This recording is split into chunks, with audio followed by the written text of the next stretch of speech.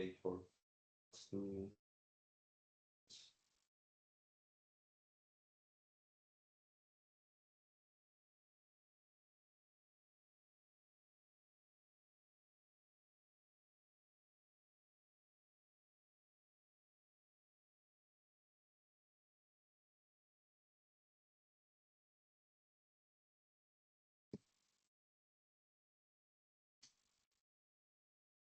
Okay, I see that we have attendees joining in slowly. Let's wait maybe 1 minute and then we can start. Yes.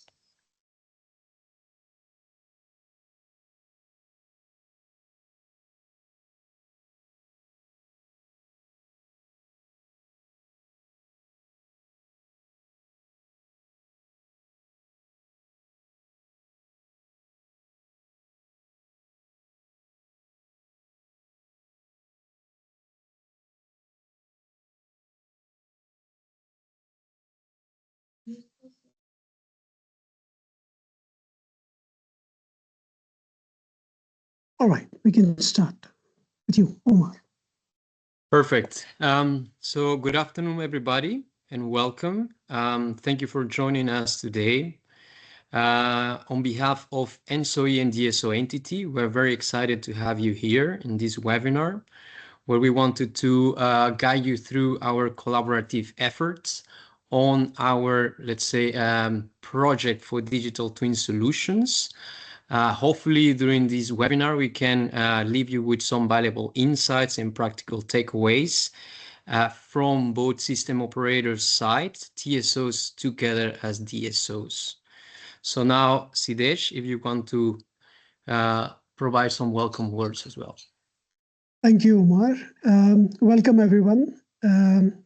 Today marks a real milestone because we are bringing the whole community to go from the what to the how of the TSO and DSO digital twin implementation.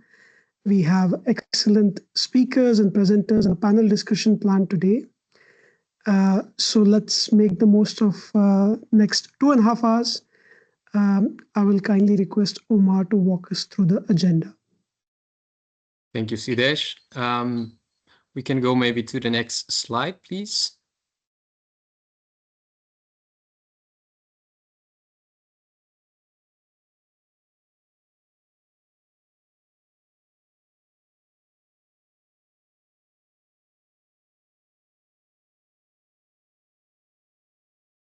Camila, can you go to the next slide so I can guide everyone through the agenda?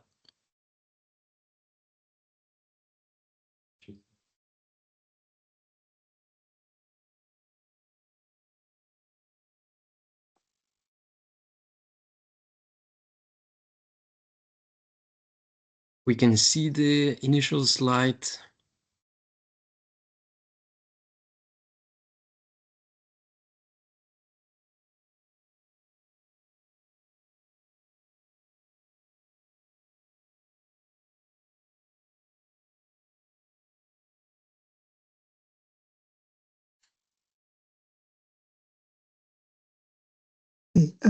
Maybe a small technical issue, but I can take over the presentation from my side. Just a moment.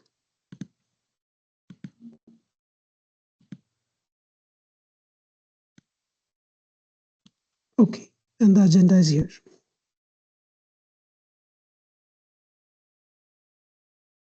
Great, thank you, Sid.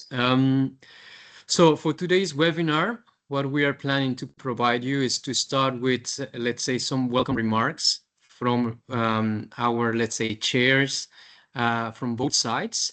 So Uros, Anna, and Flor would give you a bit of an introduction on what is the main goal of the webinar, but also of our joint effort together between ENTSO-E and DSO Entity.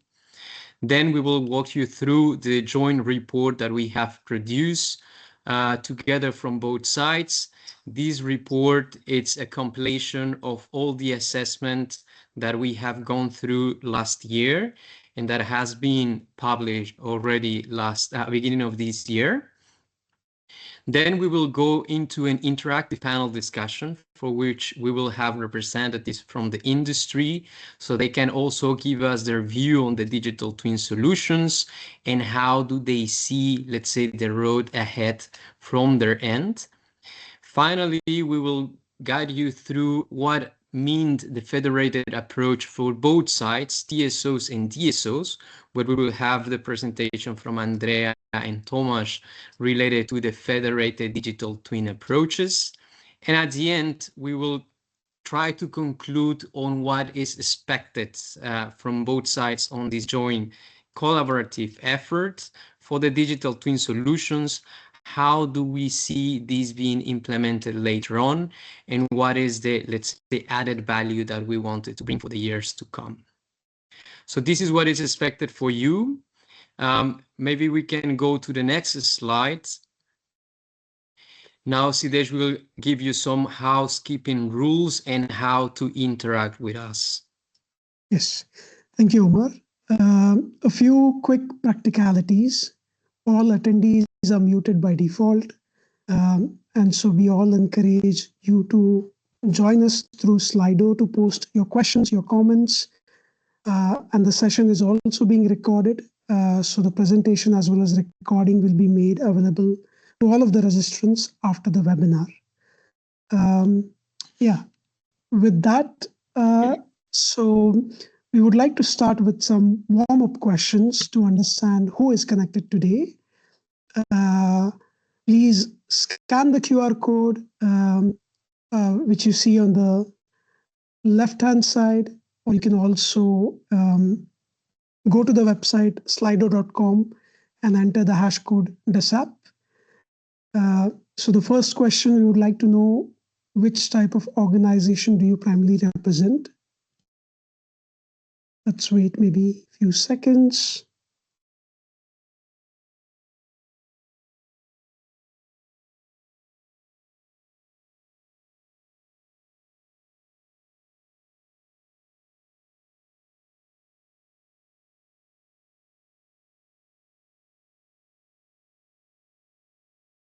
Great. I see that we have a strong mix in the room. Majority of the participants are coming from TSO, DSO, as well as technology providers. We also have some attendees who represent academic institutions, research, as well as consulting and advisory. All right. Let's go to the next warm question. We would like to understand your primary area of expertise or the department within your organization.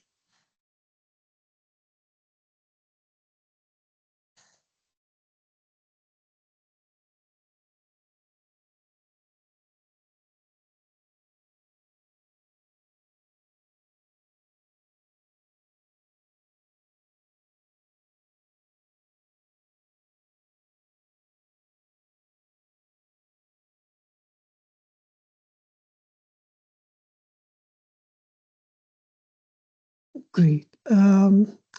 Also shows that we have a strong mix. Majority of the attendees, they come from R&D innovation.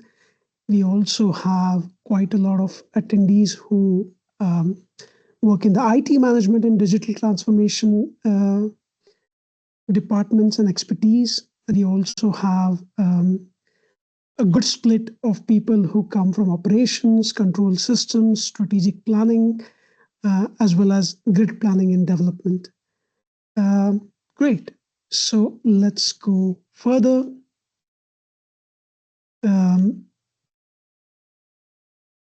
Right. I think, as I said, we have excellent speakers for today's webinar on digital twin use cases. And now I would like to introduce the people who have driven the project from the start. Uroš, Anna, as well as Flor. So I'll hand the floor first to Uroš to provide opening remarks. Please, Uroš. Okay. Welcome. Thanks for joining. I hope you hear me. Yes. Thank you. I'm really thrilled to welcome you to this event, and since the very beginning of the work of the joint task force, which is behind this activity, which means that we are very strongly aligned between the DSOs and TSOs in Europe. I was always looking for the results like we are seeing today coming to the table. And, you know, from the very beginning, I knew that this will not be an easy exercise. It requires a lot of R&D work in terms of brainstorming, theoretical thinking, and co-creation, you know, aligning between different views and targets. That's not for everyone, you know, and it's not a competence which is just everywhere, and all the people who have contributed to this work, I think, should celebrate the today milestone. But on the other hand, we should be aware that what we're doing here is not in some sort of commercial, pure, narrow commercial interest. We are really serving the public interest here. We are trying to build an European, pan-European ecosystem in terms of digitalization, and having good digital twins is not just important to make our businesses better. It's also important to be prepared for the future actions. And when I talk about the future, I'm really talking about where the artificial intelligence is bringing us. And I'm still very convinced that a lot of AI effort should go into, let's say, just continuation of what we're doing here. You know, specific challenges, specific digital twins will require specific agents, you know, which will then help us not only optimize but also see the solutions to the challenges we have in our business from a more I would say broader view. So yes, my expectations are huge. I'm very happy that we created this joint task for this whole movement, and that we are keeping it alive. So you can count on ENTSO-E in this regard. We have always been fully supporting this activity. We have a special arm of ENTSO-E, which is called Research Committee, which is really behind most of these activities, but we were also heavily leaning on our so-called ICTC, the IT committee of organization. I'm also thankful to EU DSO entity for bringing up all the competence and knowledge from the side of the DSOs, and I hope you all have noticed the new documents coming from the Commission. The strategic roadmap already leaked a few months ago. There is a new initiative called AI Grids, which should take these results into account, and we were already asked to provide some example of use cases for that effort. And I just think that whatever we do here will have long-term consequences, and I'm already seeing these connections with the future. So thanks to everyone who was working this, and I'm passing the floor now to Anna.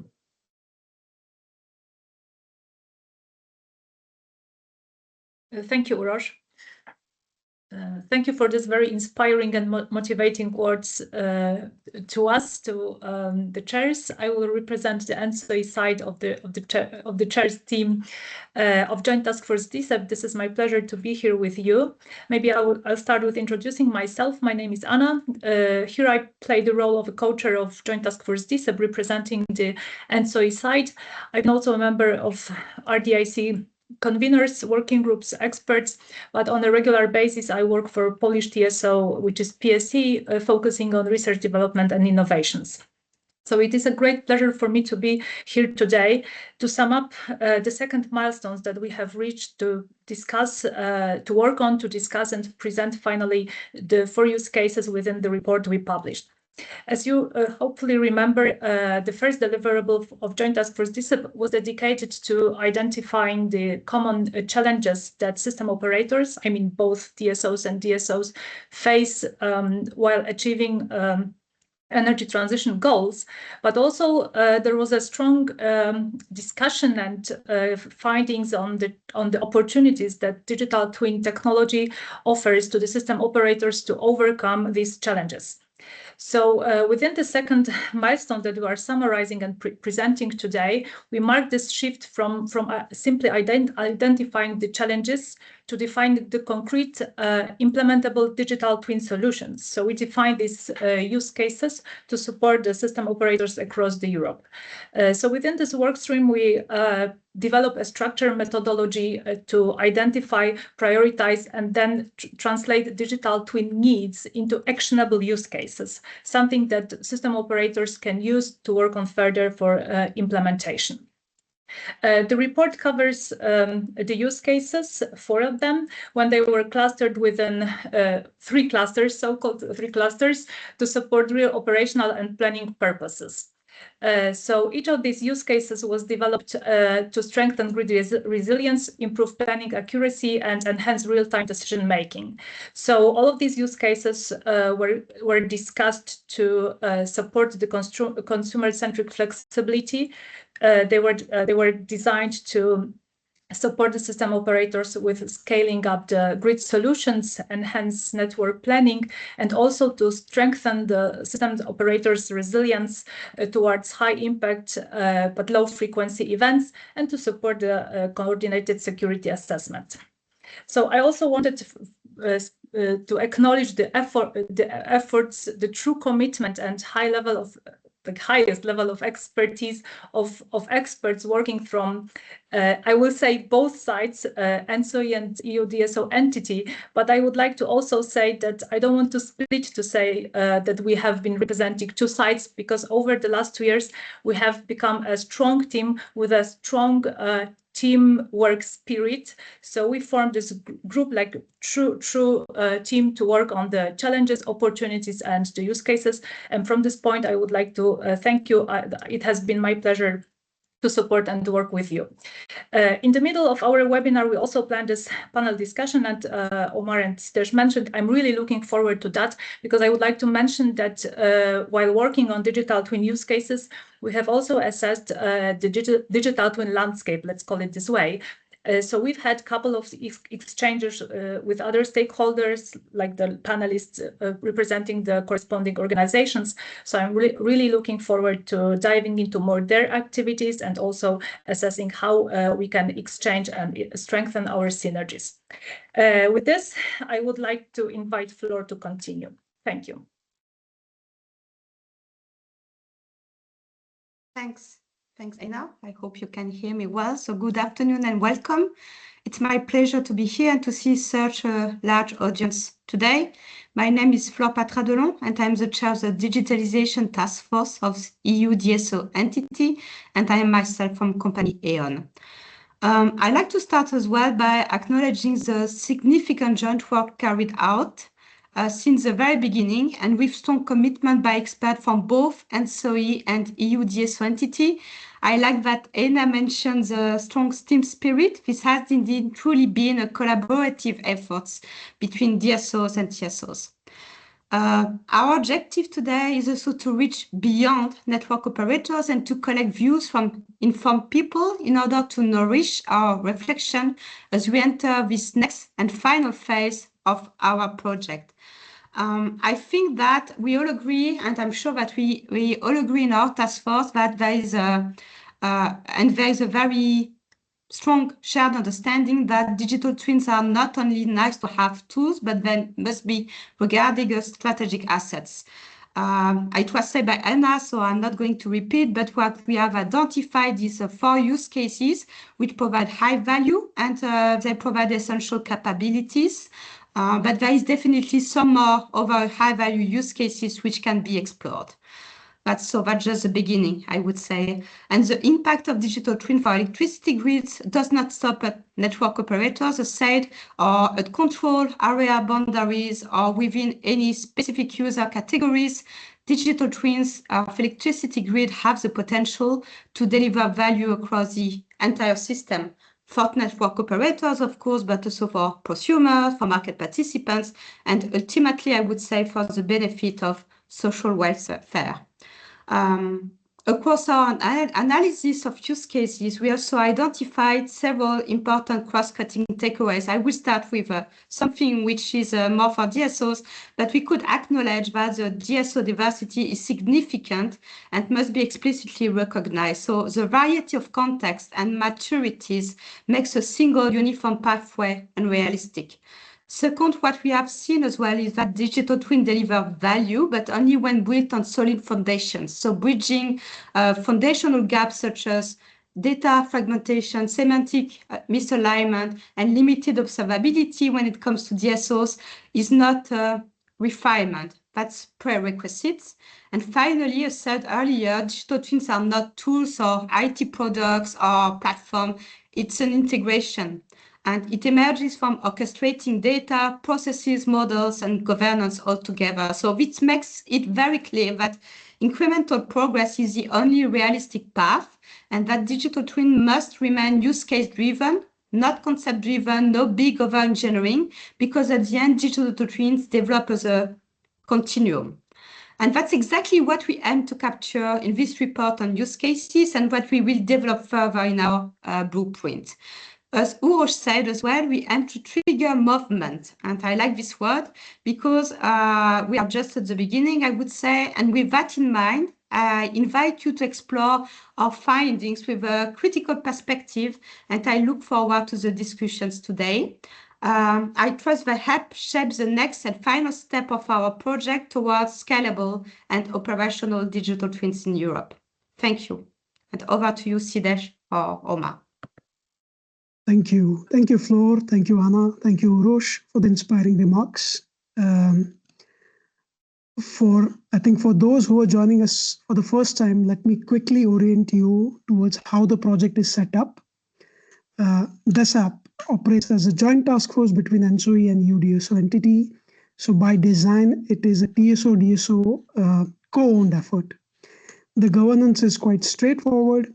Co-chairs from the both sides ensure the quality, direction, and the members from ENTSO-E and DSO Entity contribute through dedicated work packages, and both organizations share the PMO function. Crucially, we also have advisory board members. We also have an advisory board, which is composed of industry and stakeholder representatives who review our outputs and keep us anchored to the real world needs. If we go for the next slide, so now what DSAP is actually trying to deliver, and equally important, what it is not. The core objective of the project is to develop a framework for European digital twin of the electricity grid, one that could improve the planning, operations, forecast, and data exchange across TSOs, DSOs, as well as market actors. I also want to be precise about the scope, and so I want to inform you that DSAP does not deliver a platform, a network model, or a cybersecurity tool. Those may come in the follow-up work. So what we are building now is the blueprint, the business requirements, the enablers, the implementation pathways that make those future steps possible. And on the definition of digital twin, from the joint task force perspective, a digital twin is not a goal by itself. It is the benefit which enables better visibility, more resilient operations, or smooth data exchange. I hope this framing guides everything that we are trying to share today. If we go further. So I would like to briefly share the approach or the methodology on capturing the use case requirements so far. It wasn't a top-down exercise. We really built strongly on the findings from the first report from the DSAP project, which identified the key TSO-DSO challenges and opportunities for digital twin. And then we ran several workshops with the technical experts from both TSOs and DSOs. those sessions was specifically designed to stress test the use case details to understand, are the requirements realistic, are the data needs achievable, what are the genuine gaps. We also looked into what other projects have done. So for example, TwinEU, ENTSO-E, and also tried to understand the gaps, the missing elements, and learn from those practices. I think this iterative expert-driven process is what gave the use cases the credibility. So what you will go through in the next few slides with our speakers is not theoretical scenarios, but you're looking at the requirements from practitioners who have reviewed and refined the use cases. And so, with that, I would like to transition to the next part. So I would like to welcome Omar to provide an overview of the report. Yes, thank you, 𝐜𝐨𝐨𝐩. So to transition into what you will see in here in the following slides, you can see that we have already worked together with our TSO counterparts on a joint report related to the use case in digital twin solutions. This report compiled all the assessment that we have discussed in the last year. And what we try to compile in this piece of information is how do we see those solutions to be implemented in the future? Because understanding from the basis that we have to adapt our electricity grids for a more, let's say, low carbon, future-proof network, we have to start cooperating strongly. And we believe that this type of solution can indeed give us the edge that we need to address current challenges, but also future challenges in our grids.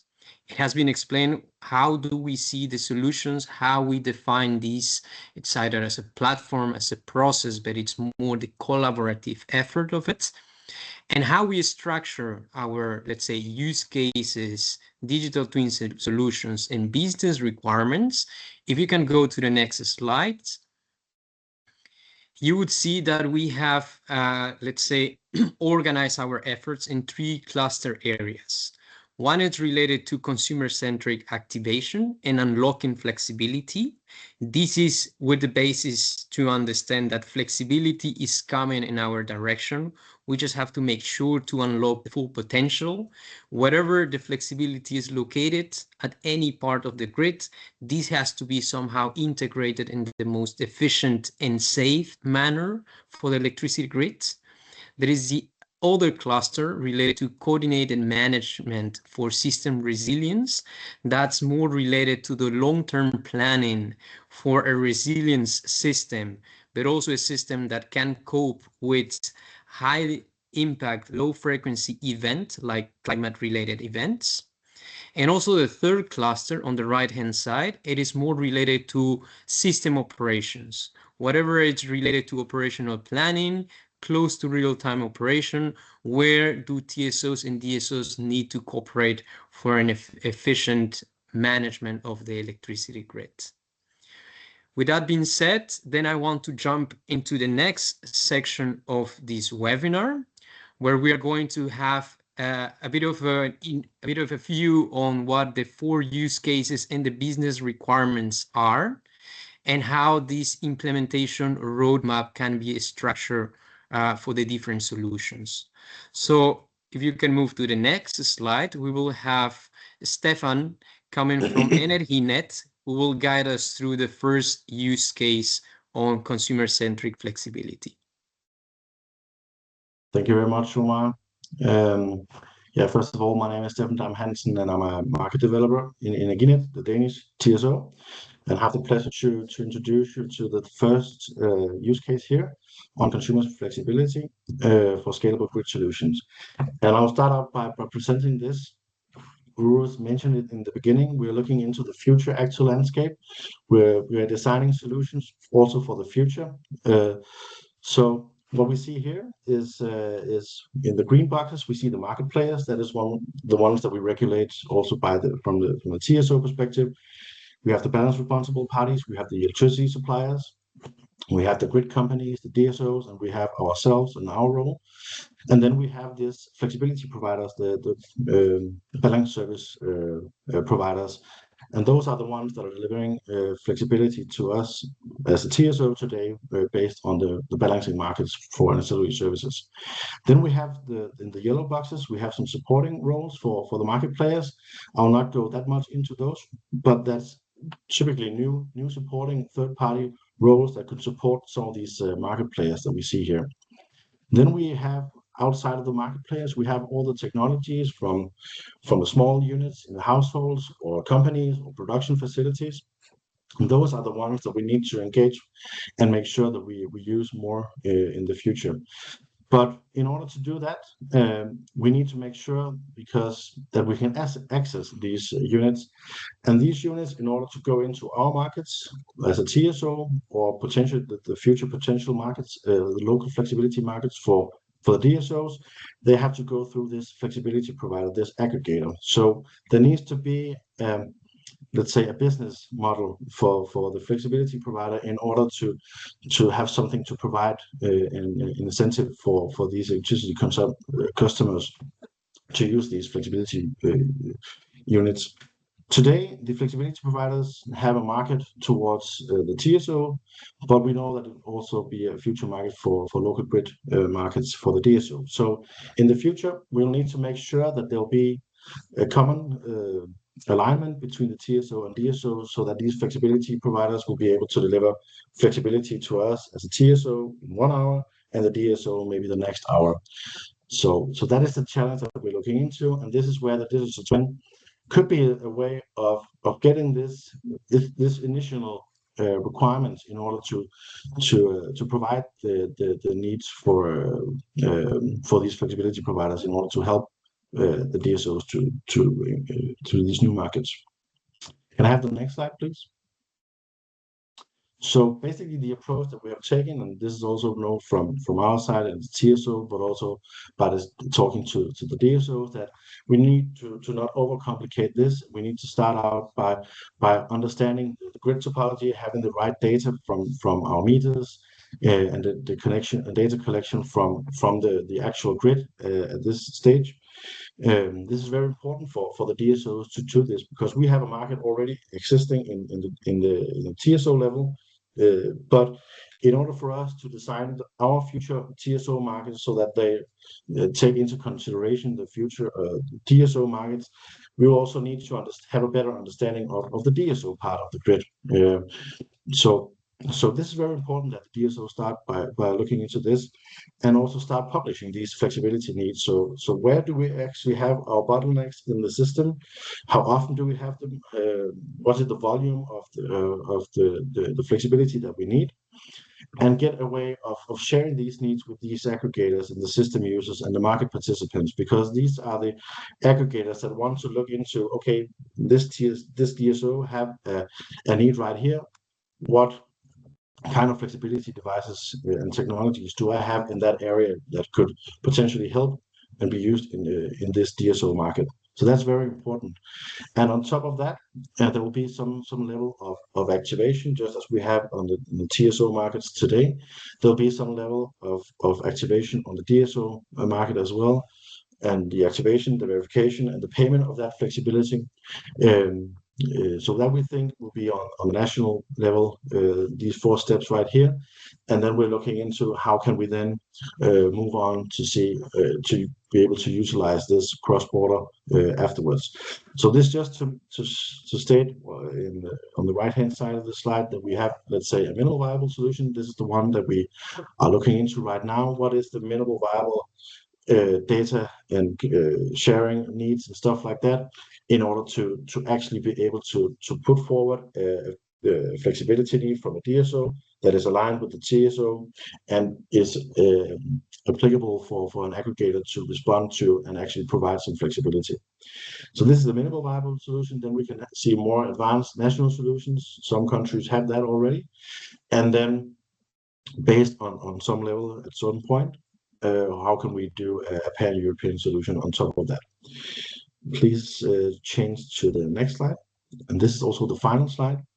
So actually, what we're going to do here, we're going to use the digital twin in order to make sure that we get the right foundation for a DSO market for flexibility, and that is aligned with also the TSO markets, because we know that these two will compete if we do not align market rules across these two levels.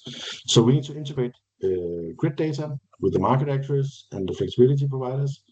We need to enable aggregators to unlock this distributed flexibility. We know that there's a lot of distributed resources out there that we need to enable, and these are being enabled through these aggregators. And this will also help support coordination actions between the TSOs and the DSOs. In terms of system impact, also what we are doing this is to get better use of these small-scale distributed resources. They are typically installed, at least in Denmark, in the DSO part of the grid, but we as a TSO are already also very depending on them for our TSO markets and balancing service markets. So there we need some improved operational coordination across these different grid levels, and to get a better understanding of, we as a TSO need a better understanding of the DSO, and also the DSO need a better understanding of the TSO level in order to make this work. And also, the last point here is in order to have more efficient system balancing and congestion management handling based on this. So the key enablers here is the interoperable data infrastructure. We need to look at standardized interfaces and market access for many different roles. And we also know that there's a regulatory alignment across different stakeholders, which is coming with this, which is the network code for demand response, which will already also set some regulation on top of this, where we as a TSO also need to align more with the DSOs, especially on these local markets for flexibility. So that was it for mine. If you have any questions, please provide it in the Slido, and I'll be happy to answer them. Thank you. Thank you, Stefan. And indeed, as a kind reminder to all the audience, please provide your question through Slido. From the team, our experts, we will try to reply to your Slido questions, but we will also have a section of Q&As after this use cases presentation. Now we have Florian Schmichte. He will guide us through our second use case on enhanced network planning and hosting capacities. Please, Florian. Yeah, thank you, Omar. So I'm happy to introduce the use case of enhanced network planning and hosting capacity based on digital twins. In general, digital twins allow a coordinated grid planning process across TSOs and DSOs. This is important because ideal coordinated planning must be synchronized both horizontally and vertically. So horizontally doesn't mean across system operators, and vertically means across voltage levels. And in general, digital twins are a very powerful tool for planning processes, improving and speeding up the integration of renewables, of electrification, and also sector coupling. In summary, the key objectives of this part are aligned planning processes across voltage levels, especially between TSOs and DSOs, ensure consistent scenarios, timelines, and methodologies, and anticipate future grid constraint and investment needs. And for an effective TSO-DSO coordination, we identified important requirements. Those are aligned time horizons and scenario assumptions between all parties, clarified planning boundaries between transmission and distribution levels, coordinated planning cycles and dependencies to align data, methods, and investments for a most effective planning process. And with that, I would ask you to go to the next slide. Yeah. So most importantly, the real value of digital twin lies not only in individual analysis, but in their integration within a coherent and collaborative framework. And we defined 6 key areas which are enabled by a coordinated assessment based on digital twins. The first is grid reinforcement and interface planning. we see here to identify grid congestions, to optimize upgrades and grid enhancement, and very important, to avoid duplicate investments because of a good and synchronized planning process. The second one are hosting capacity analysis. So hosting capacity maps allow to determine transparently where new connections can be integrated and can help to streamline requests and with that reduce connection requests in general. The third one are assessment of sector coupling. So, for example, evaluate the impact of hydrogen, electrification, and the other very hot topic, data centers. The fourth one is scenario building. So it is important to create consistent long-term views of demands, generation, and flexibility. And the consistency is here very important to have the same foundation and the same language you are talking about. And they can be based most efficiently on digital twins. The fifth one is investment planning, alignment. And as said before, we can harmonize TSO and DSO plans based on digital twins very efficiently to ensure regulatory and policy consistency. And finally, the sixth point is pan-European analysis, which allows to assess cross-border flows, system resilience, and EU-wide optimization. And next slide, please. Most importantly, we need to go beyond the great theory and therefore defined also for this progressive implementation pathway. We defined the same three phases as before. So we have a minimal viable solution, which include grid reinforcement and the interface planning, as well as sector coupling. Second one is the advanced national solution, which is based on utilizing hosting capacity maps, scenario building, and investment plan alignment. And then the third one, the pan-European solution, with a European-wide scenario analysis. Very important are the key enablers we defined for digital twin solutions, which are high quality data, infrastructure, and interoperability, because you need a trustful digital twin, and therefore you need those three aspects. We need to balance the model granularity versus computational performance. So if the granularity is too high, you might be slow in the applications you base on that. And then finally, strong TSO, DSO collaboration frameworks.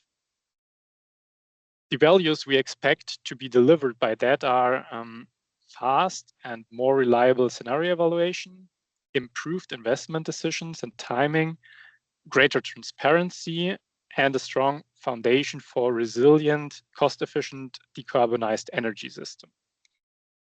And most importantly, my final quote, the only thing you should take with you today is a fully realized digital twin is not just a tool, but a strategic planning process enabling effective coordination and system transformation as a key enabler for everything we have ahead.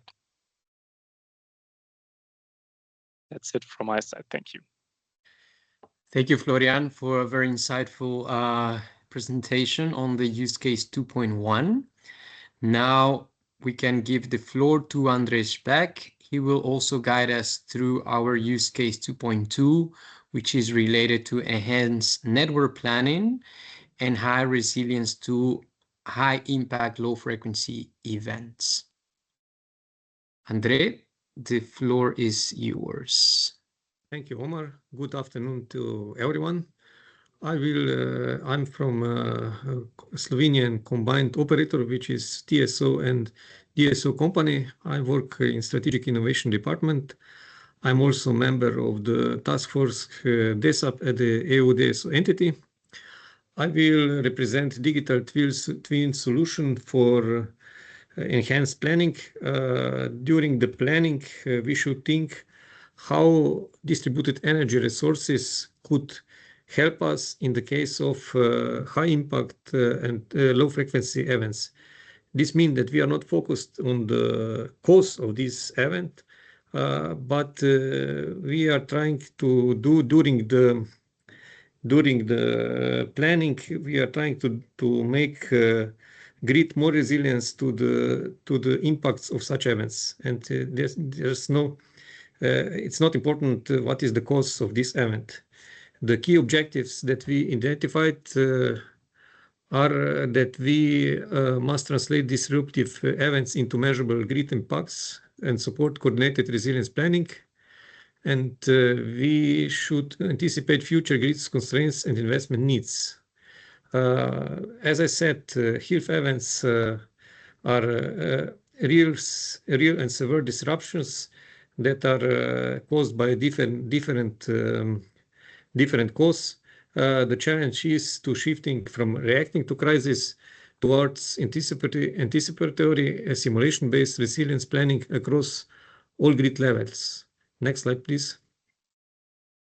This means that resilience is no longer only about infrastructure, but it's a matter of planning and to see how distributed energy resources could help in this phase. This means that this is a long-term process, but first we must think what we have and what these sources can do for us. Digital twin solutions will enable coordinated resilience assessments across key areas. We must convert 𝐓𝐒 events into system impacts, for example, load loss, asset outages, demand spikes. We must assess how distributed energy resources support the resilience. Till now, most of us during the network planning, we are only thinking how to connect more and more distributed energy resources, but we are not thinking how they can help to make this grid more resilient. And with appropriate exchange of the data and the topology, we can make this grid more resilient. We also identified that we must integrate cyber threats into planning while ensuring the digital twin do not introduce vulnerabilities. And we must evaluate overloads, voltage issues, system stability, optimize recovery strategies. Also, we must see what critical loads are doing to the grid and improve models and preparedness through structured feedback loops. Next slide, please. When we are thinking about minimum viable solution, first we must know what we have in our grid, and we must make steady-state grid security assessment that we see where we are. Then we must make some schemes what to do in the case of high impact events, and then we must have some methodology to see how these events are influencing to the grid.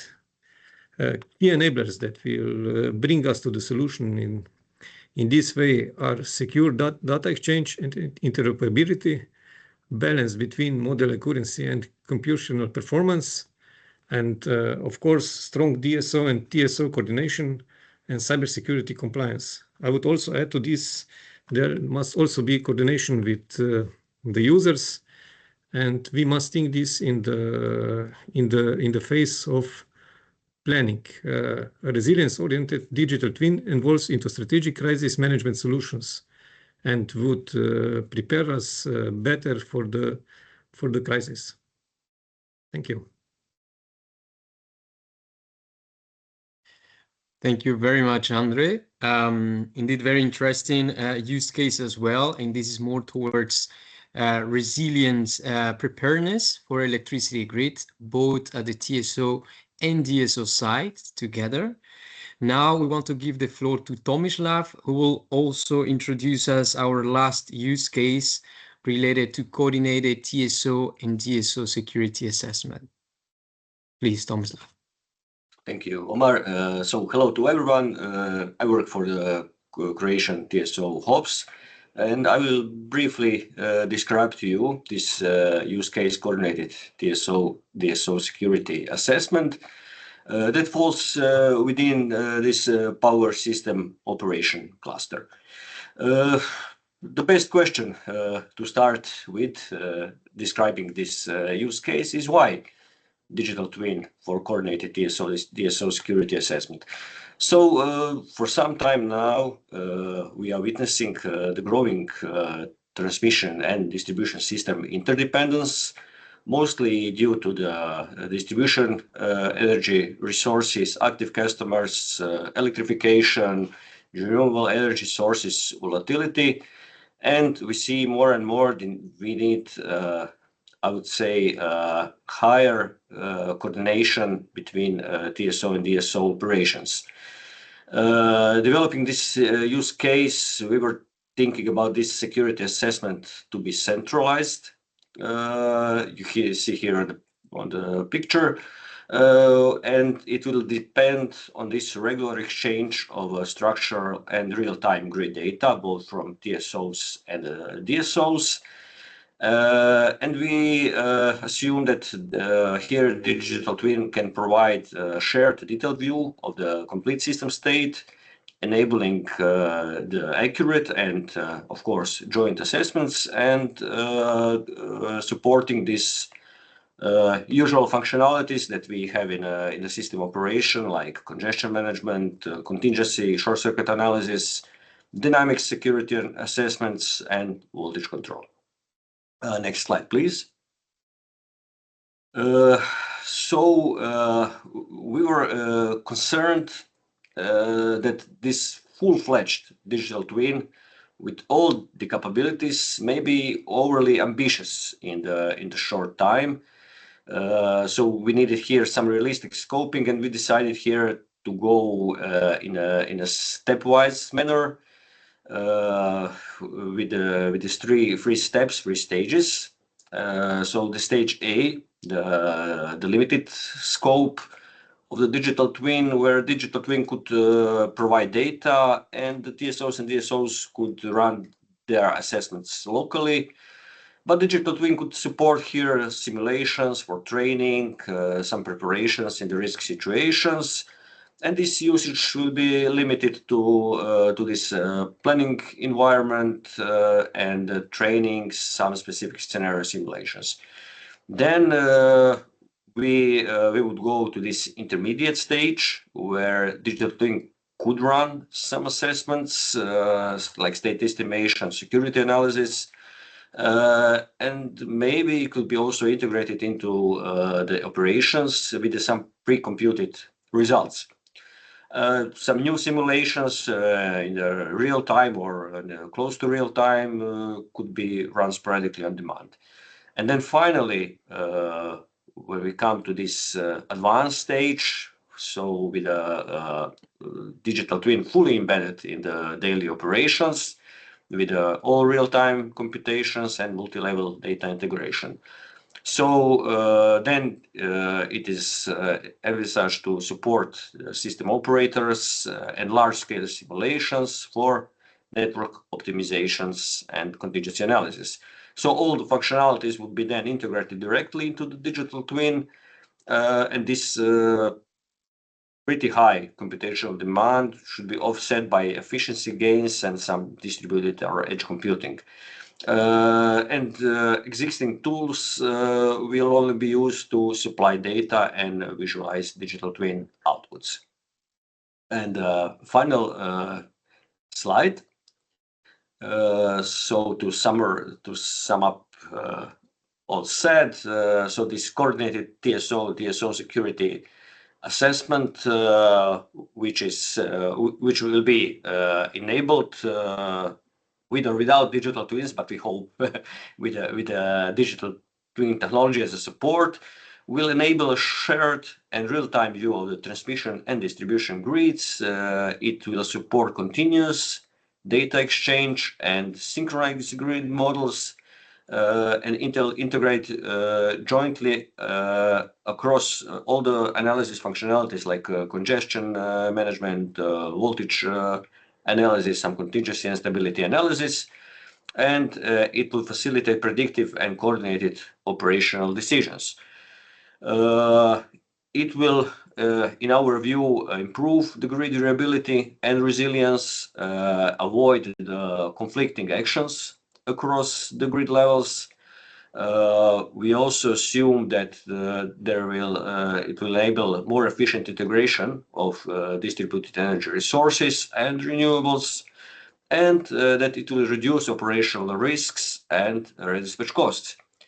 And what are the key enablers? So the key enablers are, of course, interoperable TSO-DSO data exchange frameworks, then scalable simulation and computational capabilities, and of course, robust cybersecurity and data governance, which is also very important, and harmonized standards and cross-border coordination. Thank you. That is all for me. Thank you, Tomislav. Indeed, there was very interesting work we have developed in the past months. Just as a remark to all the audience, in the report that is published at both, let's say, a webpage at ENTSO-E and DSO Entity, you will find this deliverable.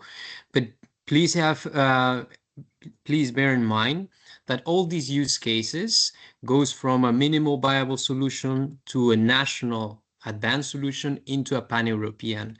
And all the different implementation stages have different business requirements. As it has been mentioned, there are some requirements that are related to, let's say, data exchange, interoperability, etc. But there are some use case specific requirements that are needed for the deployment of these digital twin solutions. And as we move forward from one implementation stage to the other, then we come up with these integration requirements, for which now Camila will give us some more information. Please, Camila.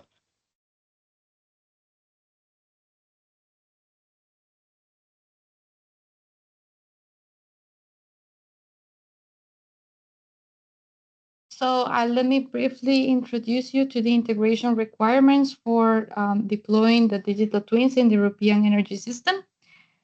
The common pan-European requirements that we have are, for example, the harmonized data models, such as the CIM-CG-MES, though I have to say that there is a strong interest in the CIM. Also, the semantic alignment and compliance with EU regulation. Now, for the interoperability is seen as critical, which is why standardized interfaces and APIs are essential. Now, to enable the digital twins to evolve into a federated across Europe, there is needed the modular scalable architectures with a strong support by the cybersecurity and resilience frameworks.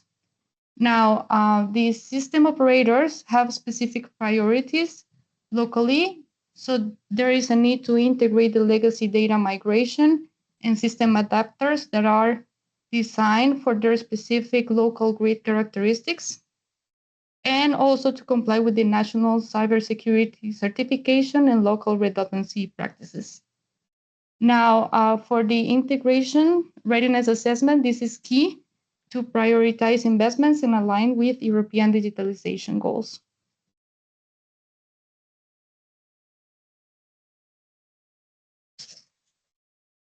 All right, thank you. Since we have a couple of minutes left, we would like to take some Q&As. So I would invite all of our presenters on use cases to come back to the screen.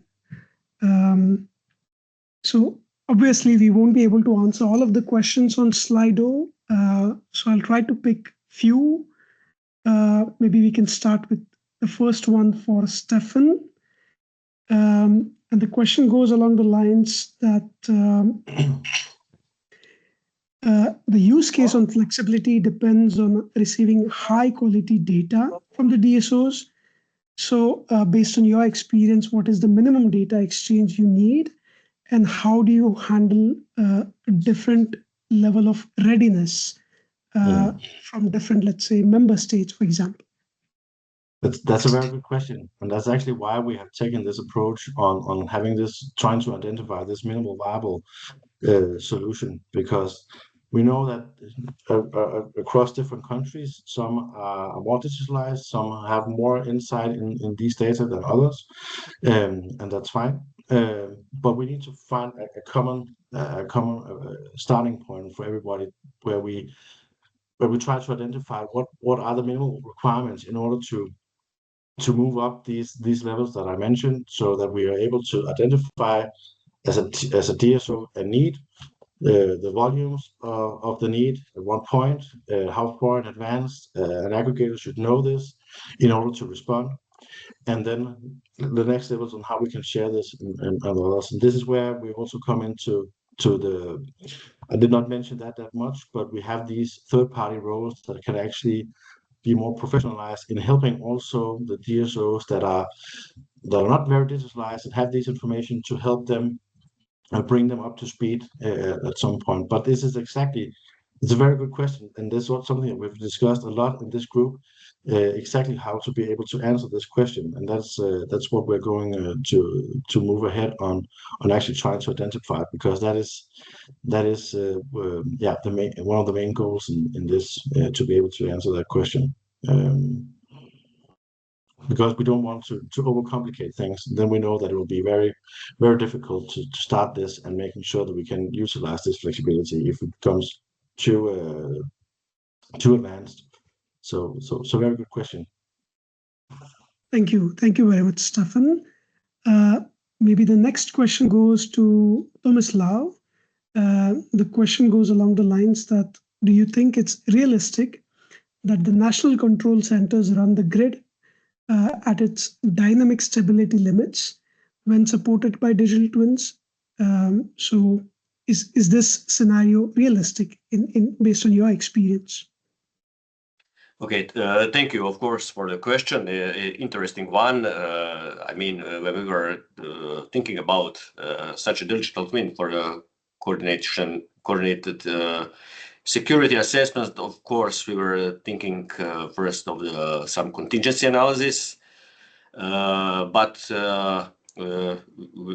we decided, let's say, to be ambitious and to also think about the dynamic stability analysis. And of course, I agree completely. It is in this moment of time maybe not so realistic, but we hope, and that's why we let's say develop this stepwise approach where things will move in some speed together with technology, and we really hope in the future that even maybe the dynamic assessments, the dynamic security analysis could be possible, maybe close to the real time, not of course in some let's say specific situations where the system is on the limits, but in some more let's say calm situations, maybe it could be possible. Of course, it requires a huge amount of data, and that's why, as I said, the technology will really have to follow us here to reach those goals. Great, thank you, Tomislav. Maybe the next question is more for Florian. So the DSO capacity maps update yearly, whereas the federated digital twin would require real-time or near real-time data. What update frequency does the architecture assume, and how does the roadmap close that gap? So this is more for the hosting capacities. Yeah, thank you first for the question. To be honest, I cannot share any details on those timelines or expected timelines, but in general, I would also say, yeah, the digital twin will be updated, yeah, kind of in real time, and it depends a bit on the use case in the end. So I think only yearly updates for dynamic hosting capacity maps would be not that good, because of course then you have very fast outdated information, so more frequent updates would be good. But I would say there is no general, from my perspective, there is no general frequency I would suggest. The more often, the better. But maybe on the roadmap, there's something different defined, but I'm not aware of that at the moment. All right. Thank you, Florian. There's one question which perhaps I can take it myself. I think the question was, to what extent the work on the digital twin solutions by TSOs and DSOs was executed with European perspective, and how much did the expert look for outside of Europe? I think I should answer this question by saying that we focused mainly on Europe, and we also did a lot of landscaping within the Europe to identify what other projects have done, especially TwinEU project as well as ENTSO-E project, wherever synergies exist. So that was a brief, let's say, remark to the question on gap analysis. I think that's pretty much it. There are few more questions, so I would invite all of the speakers to respond to the questions, so that the other unattended questions can also be looked into. Thank you all. We can move to the next part.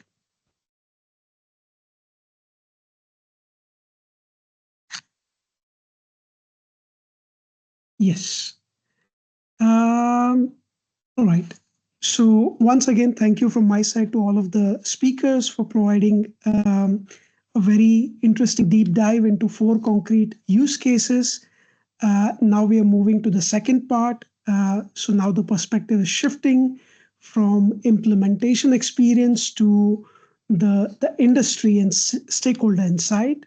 So I'm pleased to introduce you to the 3 experts who bring a different but equally essential lens to the work on digital twins. So first we have 𝐓𝐒𝐻 from VDE, who will speak to the system design thinking. We also have Christian Mann from T&D Europe, bringing more the industry angle. And then finally, we have Ilias from TwinEU, who will share some lessons from the largest EU digital twin research program. We will start first with Ulf, please. Yeah, thank you very much, 𝐜𝐶, for the introduction. I guess you can hear myself, right? Yes, we can hear you. Okay, perfect. Yeah, so I want to bring some impulses, let's say, from our VDE working group on digital twins. And to start my little presentation here, I want to give you just an introduction, let's say, of how we come from single digital twins towards a system of systems. So let's say, I guess you all know, let's say there is a lot of use cases for single digital twins, which means they are not too much interconnected with others, and they have their own use case. If you could click next, please. Then from that we come towards, let's say, federated digital twins. So where we have several digital twins working together to have some additional benefits out of this. Interlinking of those digital twins. And next, please. Then we can also have the next level, let's say, of system of systems.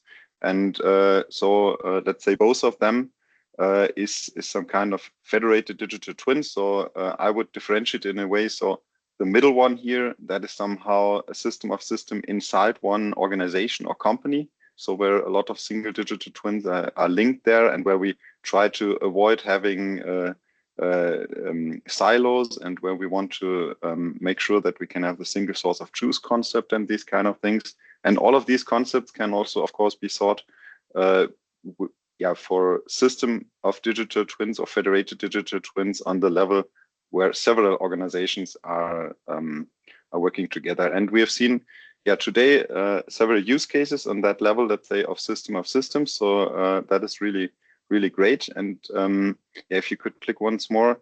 So very important is, of course, that we have some requirements fulfilled. That is also what Camilla was showing before, for in terms of interoperability, government, and all these kind of things, to make sure that we have, let's say, a smooth integration of those digital twins. If we don't fulfill them, then it can really have a very big effort to do that.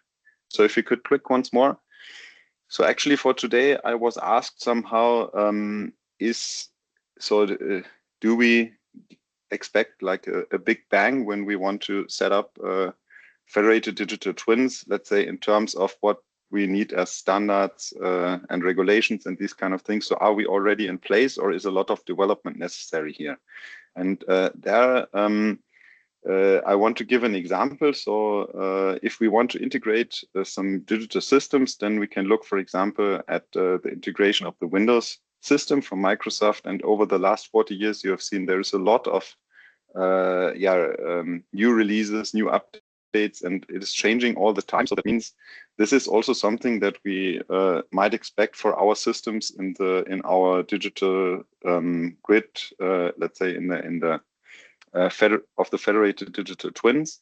Also, if we look at the companies involved, in the last 50 years, we had a lot of different companies involved that are not present on the market anymore. So that means also here we can expect some changes also for our future federated system of digital twins. So that means here we need to consider that we need to have processes that are constantly updating, let's say, the interoperability between the different digital twins. It is not a process like doing it once now and then we can fit it forever, let's say.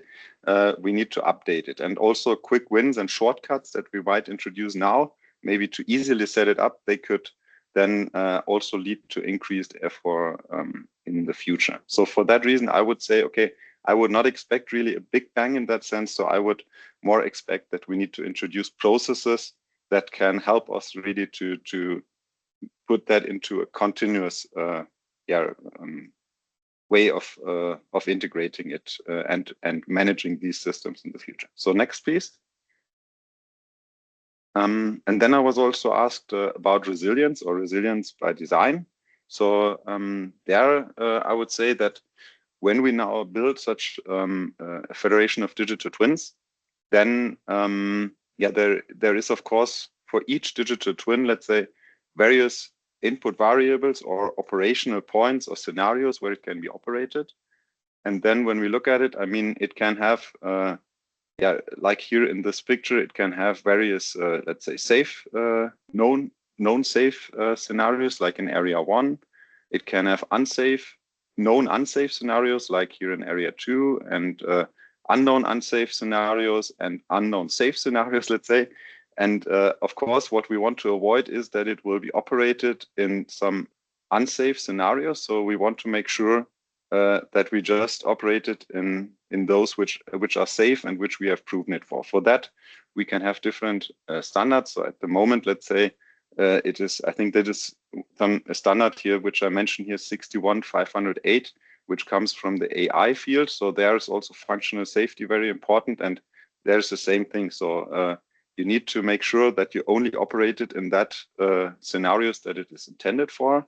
And if you follow such principles, then you can try to maximize the area 1 and you can minimize area 2 and 3. So that means, and you can make sure that you try only to operate it also in that area 1. So that is some principles that also need to be followed, let's say, all the time for setting up or for let's say, for integrating the digital twins into the federated digital twin. And then what is very important, I think, is also this loop that you can see here on the figure that brings you back also, because that is when you think of the slide I presented before. So all the systems, they frequently get new releases, and that means it brings you also back, let's say, where this area 1 is also shrinking again. And then again, you need to update this functional safety, or let's say these resilience processes, or the means that you do to ensure that. so that you need to do it again, let's say, for every new release in order to maximize again the area 1 and minimize areas 2 and 3. So that means finally, I would say, okay, we have, for example, in ENTSO-E, the ENTSO-E network code on cybersecurity, and I would recommend that also we would need to have some network codes on safety and resilience so that they can somehow guide or make a guideline and agreements on how we can ensure this resilience by design. So that could either be, of course, from ENTSO-E side, but also from other organizations that are somehow framing the coordination of some federated digital twins. So that is the input that I wanted to give. And thank you for listening and looking forward also to the questions afterwards.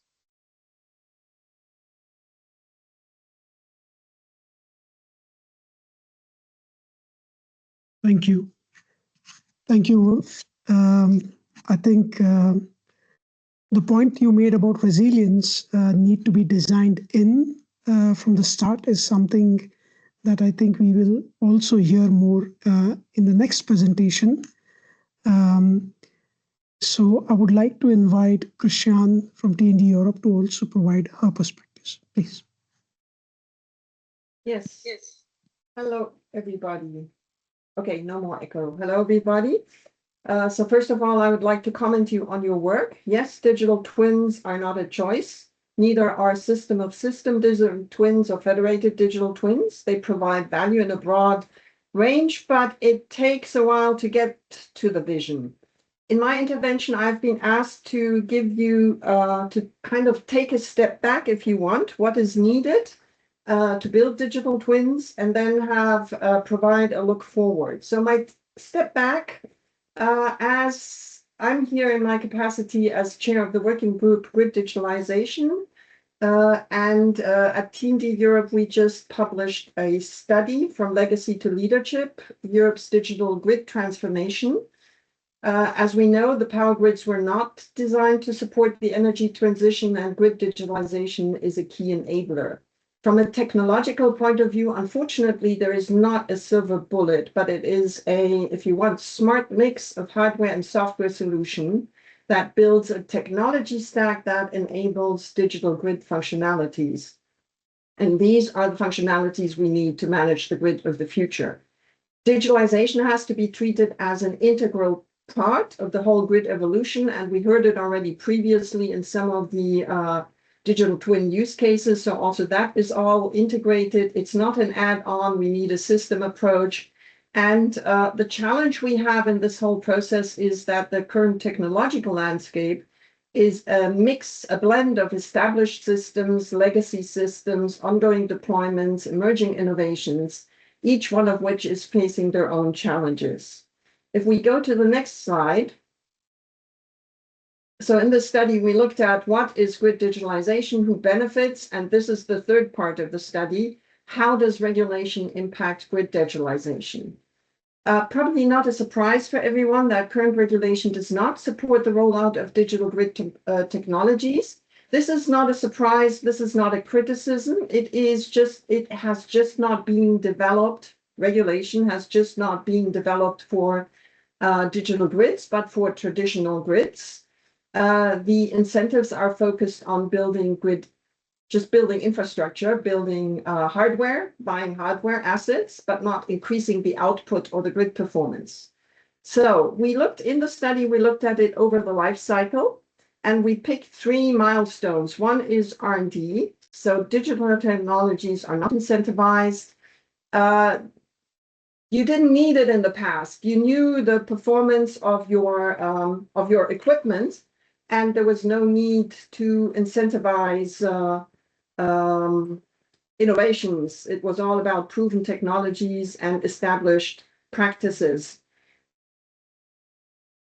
Also, you have lots of where you have sandboxes or pilots, lots of innovations just suffer death by pilot because they never scale up due to lack of regulatory support and insufficient transfer of pilot results into wider spread adoption.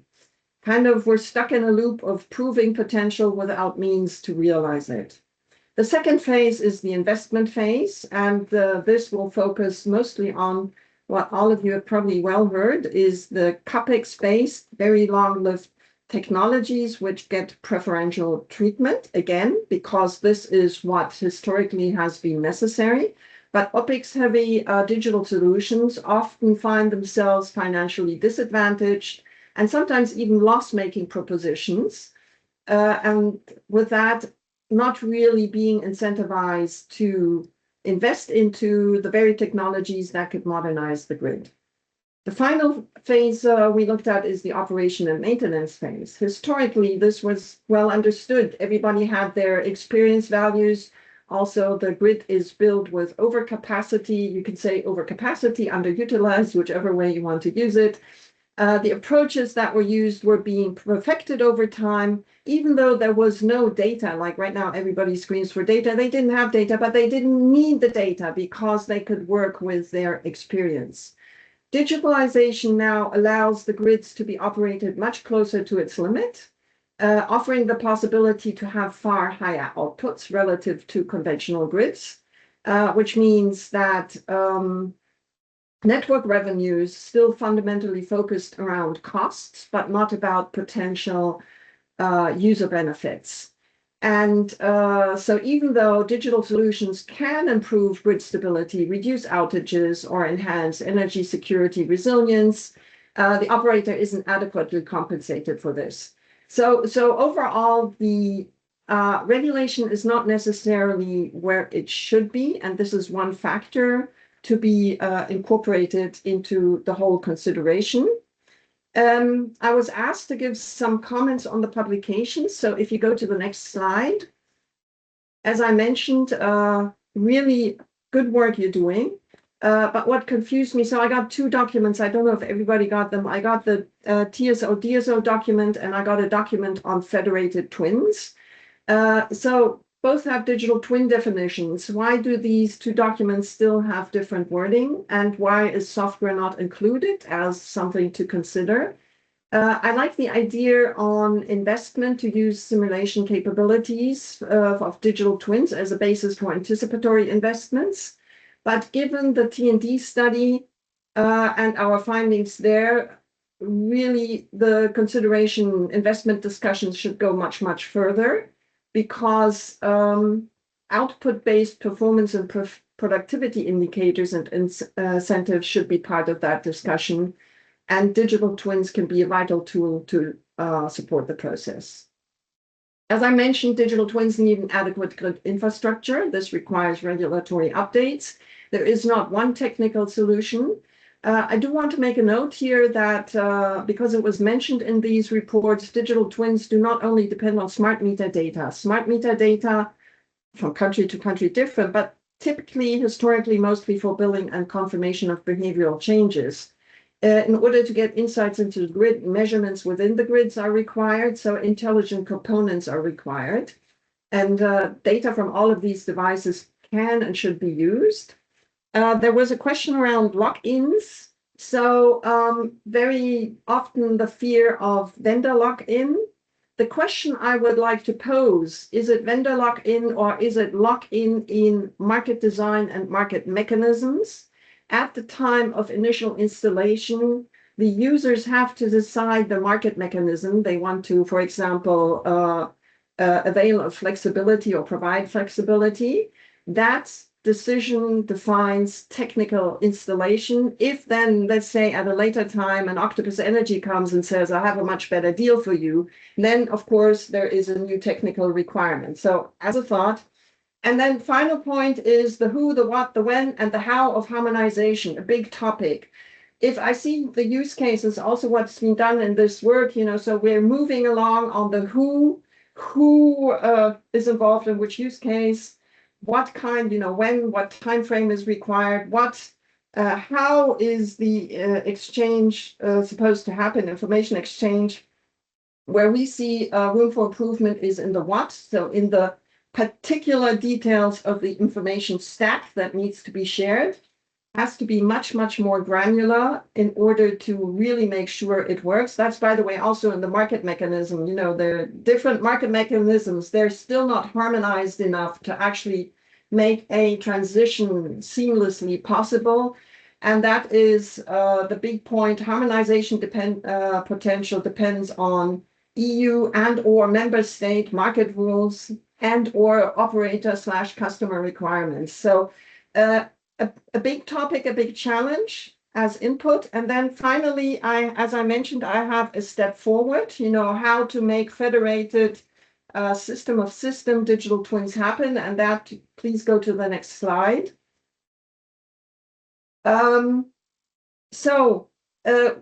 Federated digital twins or system of system digital twins.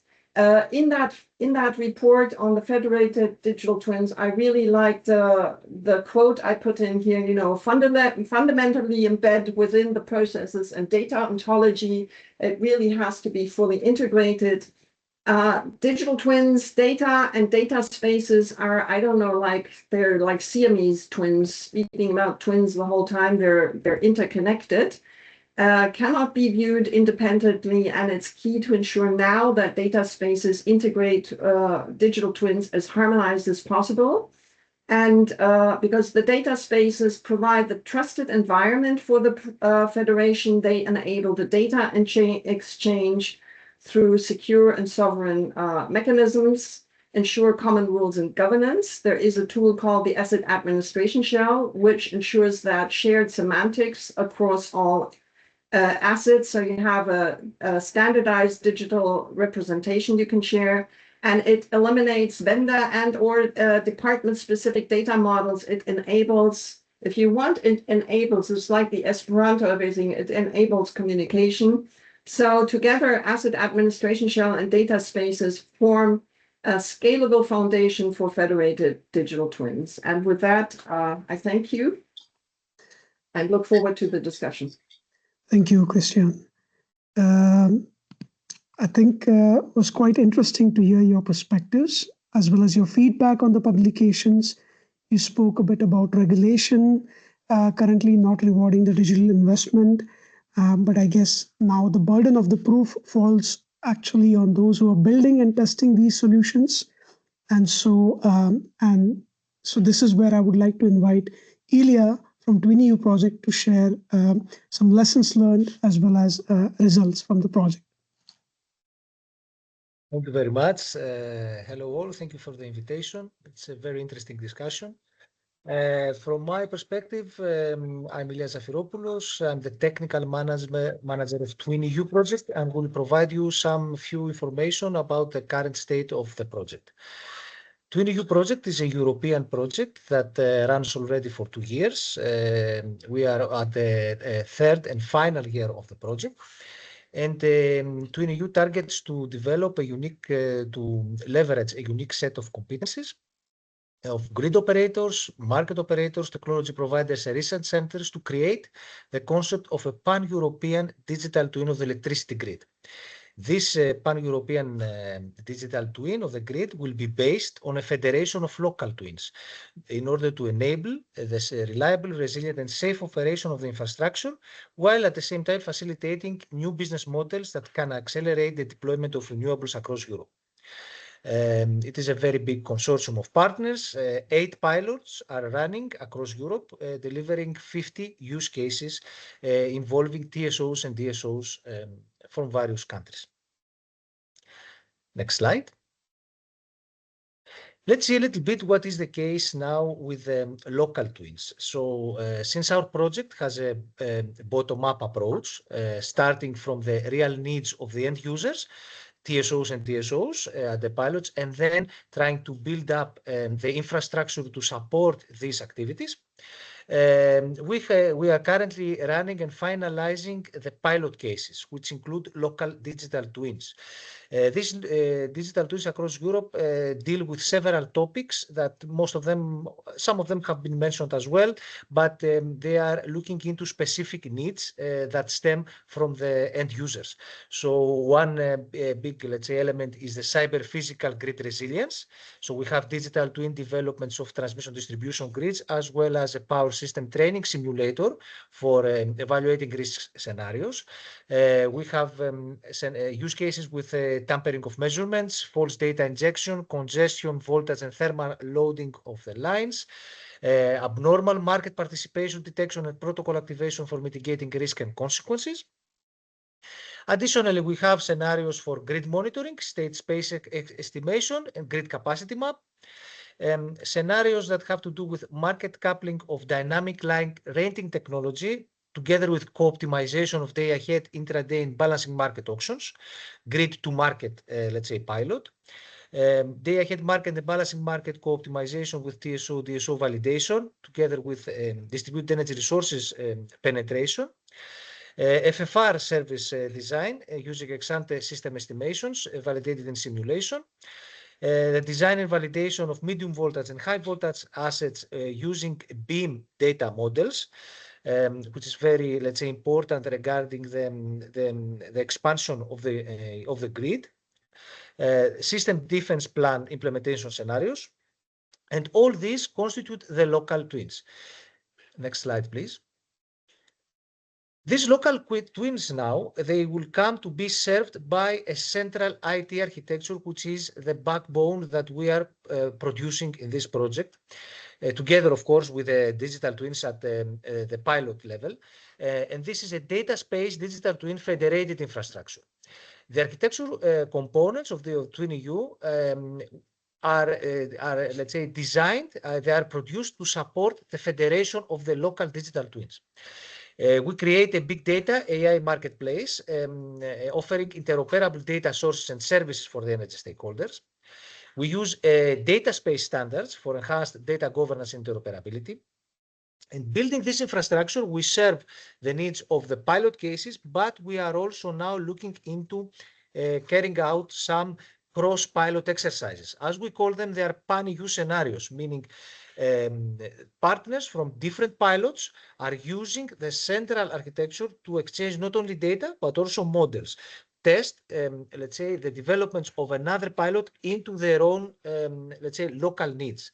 Currently, we are working on cross-pilot activities that include German and Iberian pilots for grid capacity map, market coupling with dynamic line rating involving Hungarian and Romanian TSOs and DSOs, and also an SDAC scenario regarding Cyprus and Greece of a coupling of the day-ahead market. These, let's say, activities are now ongoing in our project and are, let's say, we foresee to provide some real interesting feedback. Together, of course, with activities that have to do with evaluating the regulatory and market developments that would, let's say, provide the environment for digital twins to expand and to be exploited, as well as, of course, the exploitation activities of the developments that we are doing. That's all from me. I will be very glad to listen to any questions and discussions. Thank you. Thank you so much, Ilya. I think what Twin.EU demonstrates is both the opportunity and complexity of the work of harmonizing all of the pilots into a coherent EU framework. Let's now shift into an open dialogue. So I'd like to invite Ulf, Christian, Ilya to stay on the screen. And to join them, I would like to invite Anna and Flor, who will co-moderate the panel over the next 15 minutes. So we'll try to look into some of the blockers and what does moving to implementation actually require. For the audience, I would like to remind again that the Q&A is live on Slido. So please feel free to provide your questions, comments. And now over to you, Anna. Thank you, Sadesh. Thank you, the panelists, for the extremely interesting presentations. I've learned a lot. I picked up a lot of inspiration for further work further work that we are doing right now to collect what we have already achieved and what is still ahead of us within the roadmap workstream of joint activities within DSAP. But now I would like to move to Ulf. Ulf, thank you for your presentation. Thank you for referring to the federated approach. I'm lucky that we have already had a couple of exchanges between VDE, yourself, and also Research Development and Innovation Committee of ENTSO-E. I've learned a lot. But then there is a specific concept that I would like to address here today, because you've mentioned already the resilience by design. So we go from security by design to more safety by design and resilience by design in the end. But this is a very broad concept, and now it's multidimensional, and also to achieve, at least to my understanding, to achieve the accurate level of this resilience by design, we need to first think about design. And I'm reaching to the point where I would like to ask your opinion on the single source of truth principle, because this is something that you have been promoting, and I fully support the single source of truth as a data and governance principle. And when we think about one organization, this is a straightforward concept. I'm not saying that this is easy to implement, at least at the beginning, but I think it's feasible. I mean, it's doable. But here within DSAP, we think beyond. So you have two entities, TSO, DSO, a joint context. So how would you see this principle of single source of truth when we have two legally separated entities and they both could claim ownership of the overlapping data? How would you extend that? Okay, Anna, thank you very much for your question, and also for highlighting, let's say,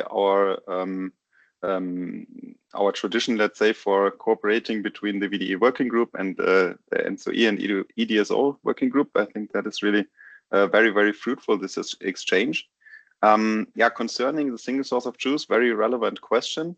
Yeah, as you mentioned, so on the one hand, there is already inside one organization, of course, the question how to manage that. And I think there somehow we have similar questions, like also, or similar challenges for implementing the single source of truth, like also on the level of several organizations. Within one organization, I think then you would follow somehow. So I like to look at the ESCA model, where you have different layers, and then I would say, okay, there needs to be on the higher level, let's say, on the higher layer, which is, let's say, having the overview of the whole organization.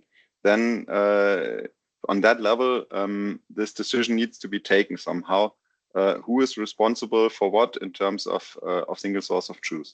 And I think that also needs to be done somehow in the case that you have some use cases which have several organizations involved. And then, I mean, on the one hand, maybe you can find some use cases where it's very clear who has the ownership. I mean, then if one party has clear ownership, then I think there is no big, let's say, negotiations necessary. But on the other hand, of course, it can happen that there is some data or some system which has both ownerships. No, but two can have the, let's say, which might be responsible for the ownership. And in that case, I think usually you would have somehow also one layer above, let's say, like, for example, I don't know, the organization which combines, so like, I don't know, ENTSO-E or EDSO, also the regulator, whoever is, let's say, responsible for the process,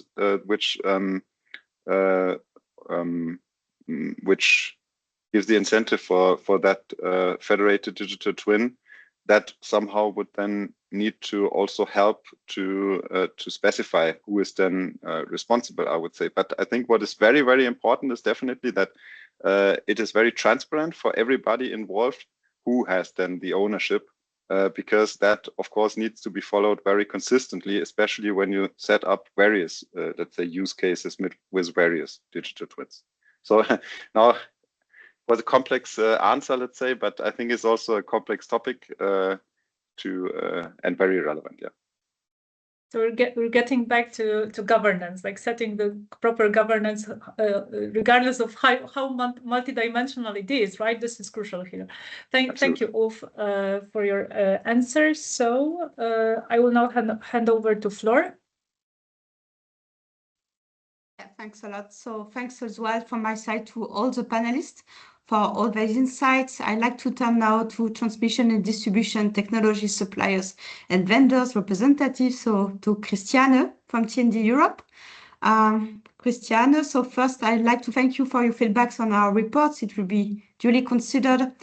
I think that many of your observations are in line with ours, but you mentioned that I would like to go more precisely into that point. You mentioned the interplay between data space and digital twins.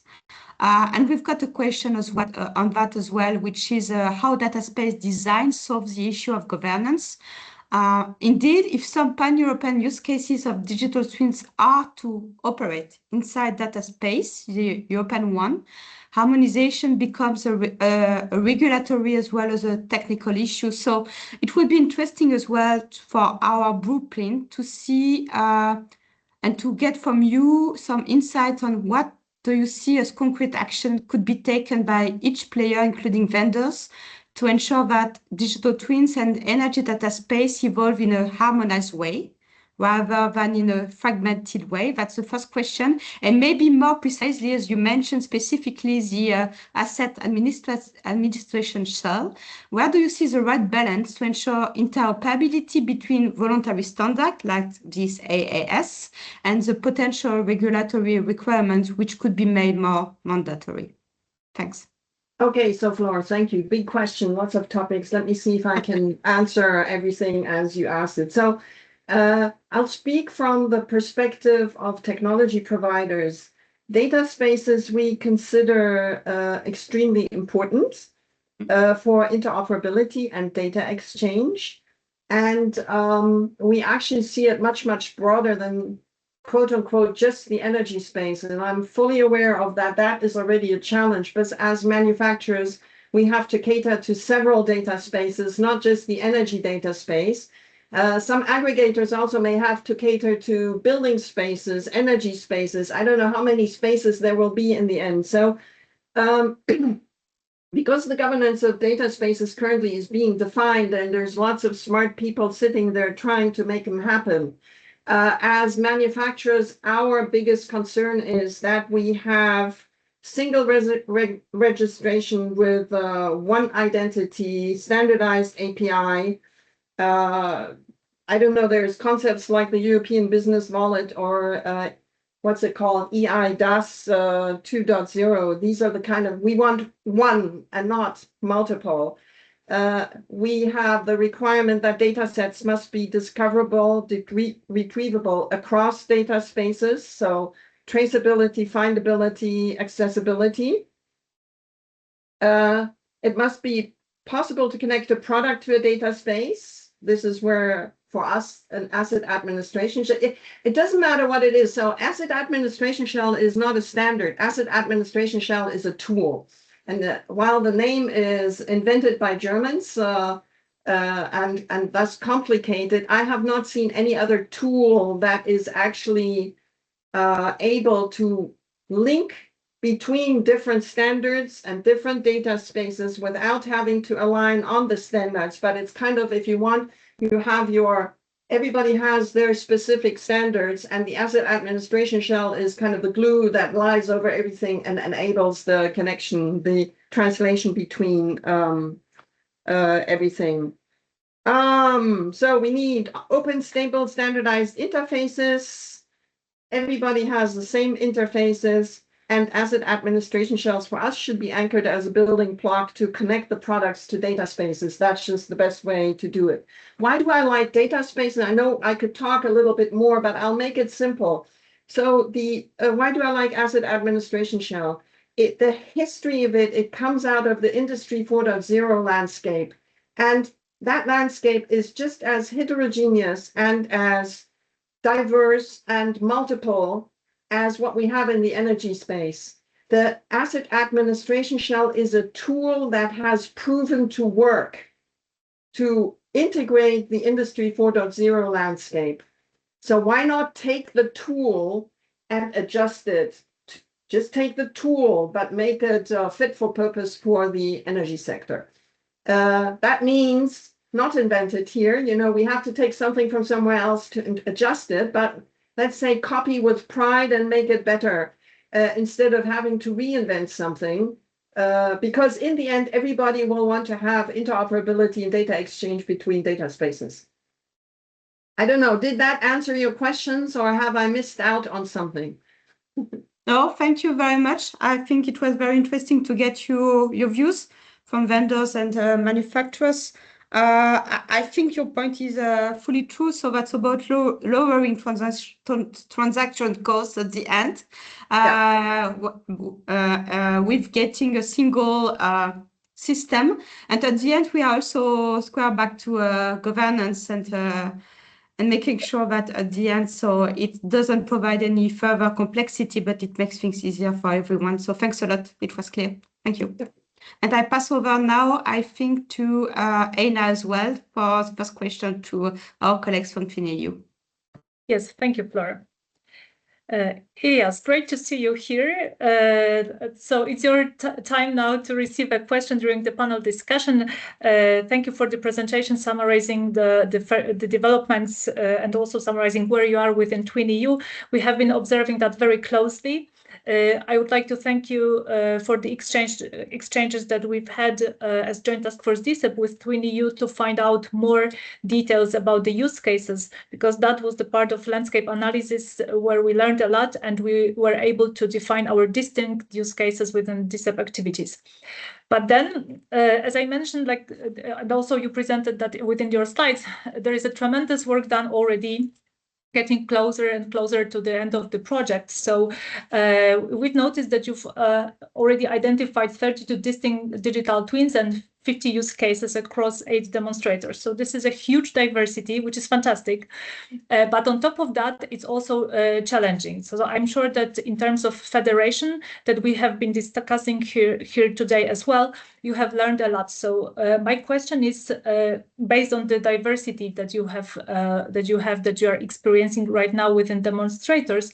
So what is the minimum common denominator that any federation architecture must have to function across such varied national contexts? So there must be some guideline towards this harmonized federated approach, federated architecture. So I'm really looking forward to know your perspective.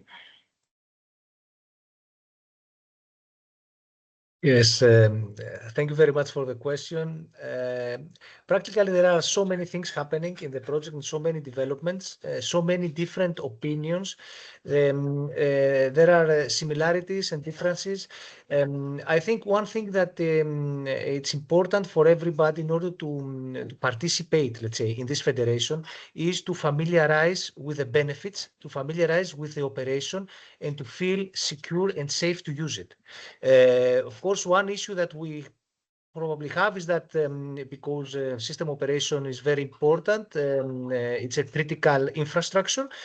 All this data has to be, let's say, circulated, used in a secure way. And this is something that data spaces can, let's say, ensure.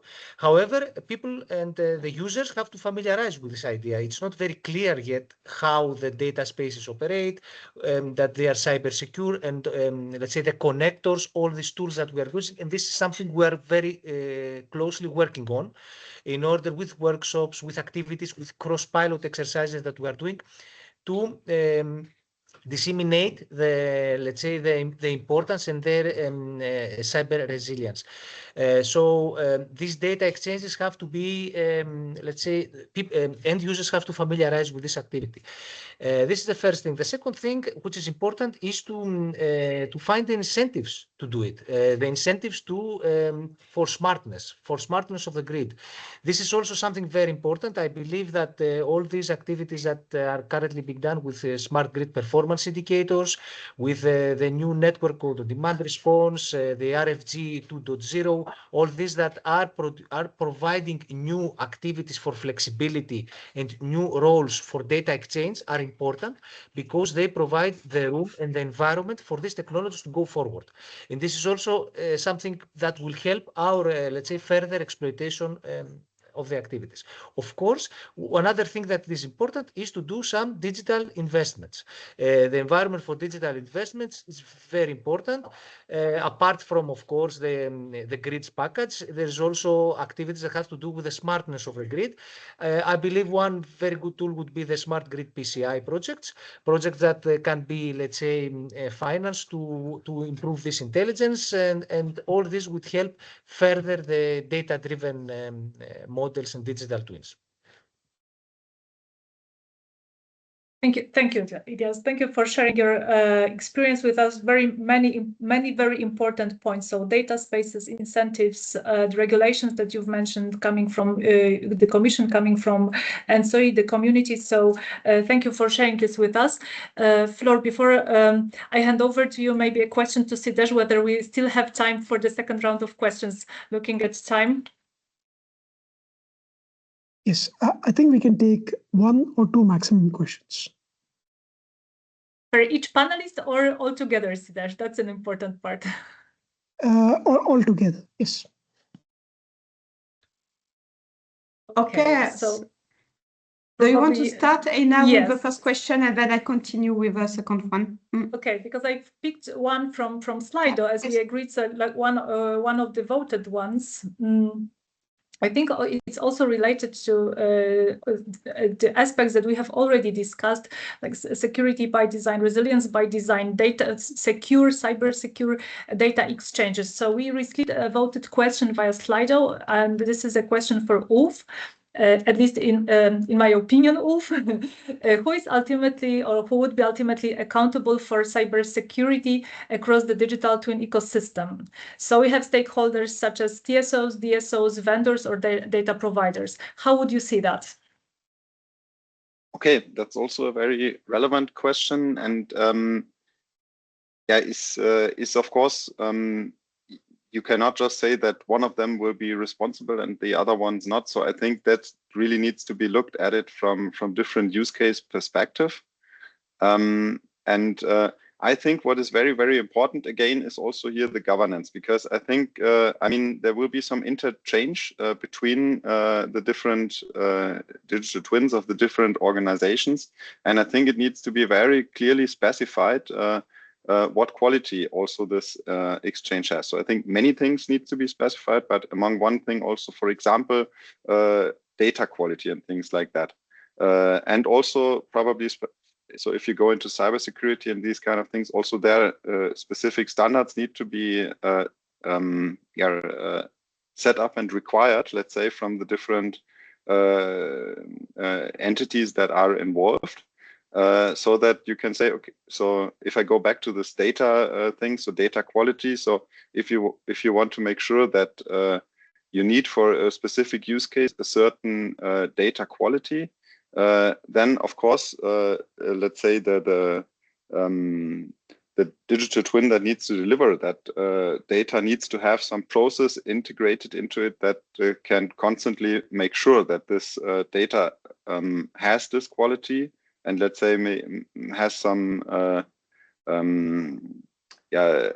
some mechanism inside that is checking this, and therefore I think these agreements between the digital twins, so what quality we need for the use case, because we of course just need to deliver the data quality that is necessary, but then also to specify definitely that the system delivering it needs to assure that quality. I think this is, for example, some kind of agreements that need to be made, so that you can definitely say, okay, if some problems arise, so who is then somehow responsible for it? Did everybody follow the agreements that were made before? And let's say data is just one example. So all the other things, cybersecurity and so on, also similar agreements, in my opinion, would need to be made. I hope this answers my perspective on this question. Thank you for sharing this, because it's very much related to what we are discussing right now within the last milestone of Joint Task Force DSEP, exactly data quality, responsibility, ownership. So how that reflects, how it will be reflected in cybersecurity. So thank you. Flor? Yeah, thanks. I think more or less the last question I picked up was also related to that point. And since there is only one question left, I suggest putting this last question to all the panelists. I'd like to follow up on the first question, which was related to governance, but this time on a very specific aspect, which is liability and responsibility in relation with exactly cybersecurity. And it was indeed, there was indeed several questions in Slido on that. So my question would be, sorry, I'm thinking how to start this question, maybe on a more general basis. So digital twins cut across the traditional boundaries between TSOs, DSOs, and manufacturers. So what type of collaboration model do you think is missing today to accelerate adoption? And the next question would be specifically focused on responsibility, liability in relation with cybersecurity. So if you may share some views on that, so would be more than welcome as well. Thanks. And first come, first served, I would say. So that's who wants to answer that question takes the floor.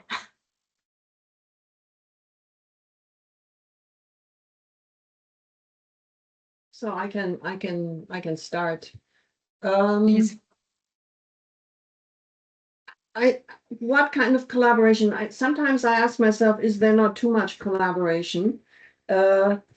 To give the other extreme. I think there's a lot of discussion, but there is no decisions and implementations and moving forward. And I really liked what we heard earlier is it's step-by-step approaches. And take something which is feasible. I'll give you an example, which I always like to quote is Google was not invented in a year. Nobody set up Google to say we want to have the search engine we have now. It was set up as a, if you want, even as a toy, as something to play with, and now it turned into a money-making machine. Nobody had that vision. And I think at this point in time, we don't even know what all can happen. We can see a lot. If we see all the problems, we will never start. If we take something where we can agree on something, and agreement in this case means compromises, finding feasible compromises in an area that works and implementing it and learning from it and moving out of our we don't know zone into a, okay, now we need how to handle this. Let's move to the next level and to the next level. That I think is, I don't know, for me, I think without having something black and white and then implemented and starting, there's lots of discussions that can kill everything in the beginning. I don't know, maybe my other panelists have more have better answers than I have. Okay, maybe I can follow up on this. So I don't know if I have better answer. I just wanted to confirm somehow that what you were saying, that is also the, so that you were saying we need a step-by-step approach. That is also something that we are, we have found out, let's say, in our VDE group. So we also recommend, I mean, is let's say the final goal somehow all the things that we have been discussing today, or what we know that we want to reach in the future with the federated digital twins. I mean, it's a long way to get there, and therefore we need to split it up into several steps. And of course, we already define, let's say, these several steps that need to come one after the other, let's say, so that we of course have the final goal in place. But after step one, let's say we need to rearrange a little bit the step 2 and step 3, let's say step by step, because things will turn out.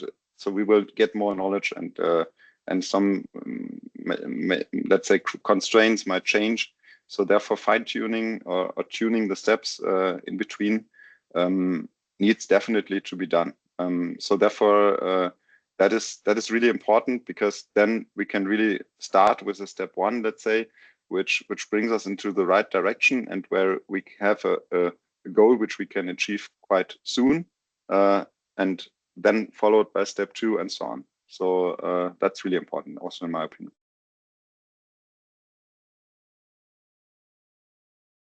Yes, if I may also follow up, I completely agree with what was discussed before. Actually, the needs are changing, the societies are changing. Electrification is going forward, so new challenges for the electricity. This is something that complicates a bit the things, and also generation, everything, decarbonization. The electricity sector is under a great, let's say, change. In my opinion, we need this stronger collaboration, and maybe the regional coordination center is something that can help, let's say, supporting these activities, and also with more, let's say, actions that they can provide their opinion as collaborative, let's say, energy stakeholders that combine the expertise of TSOs. Maybe since distribution system is playing a vital role for connecting the new distributed sources, maybe they can also somehow participate in the regional coordination centers. That could be also an idea, as they have been also participating in smart grid PCIs, which we have DSO projects there. And this is also something important because the pan-European grid goes down to the distribution edge. So maybe that could be also something that could support, let's say, the future.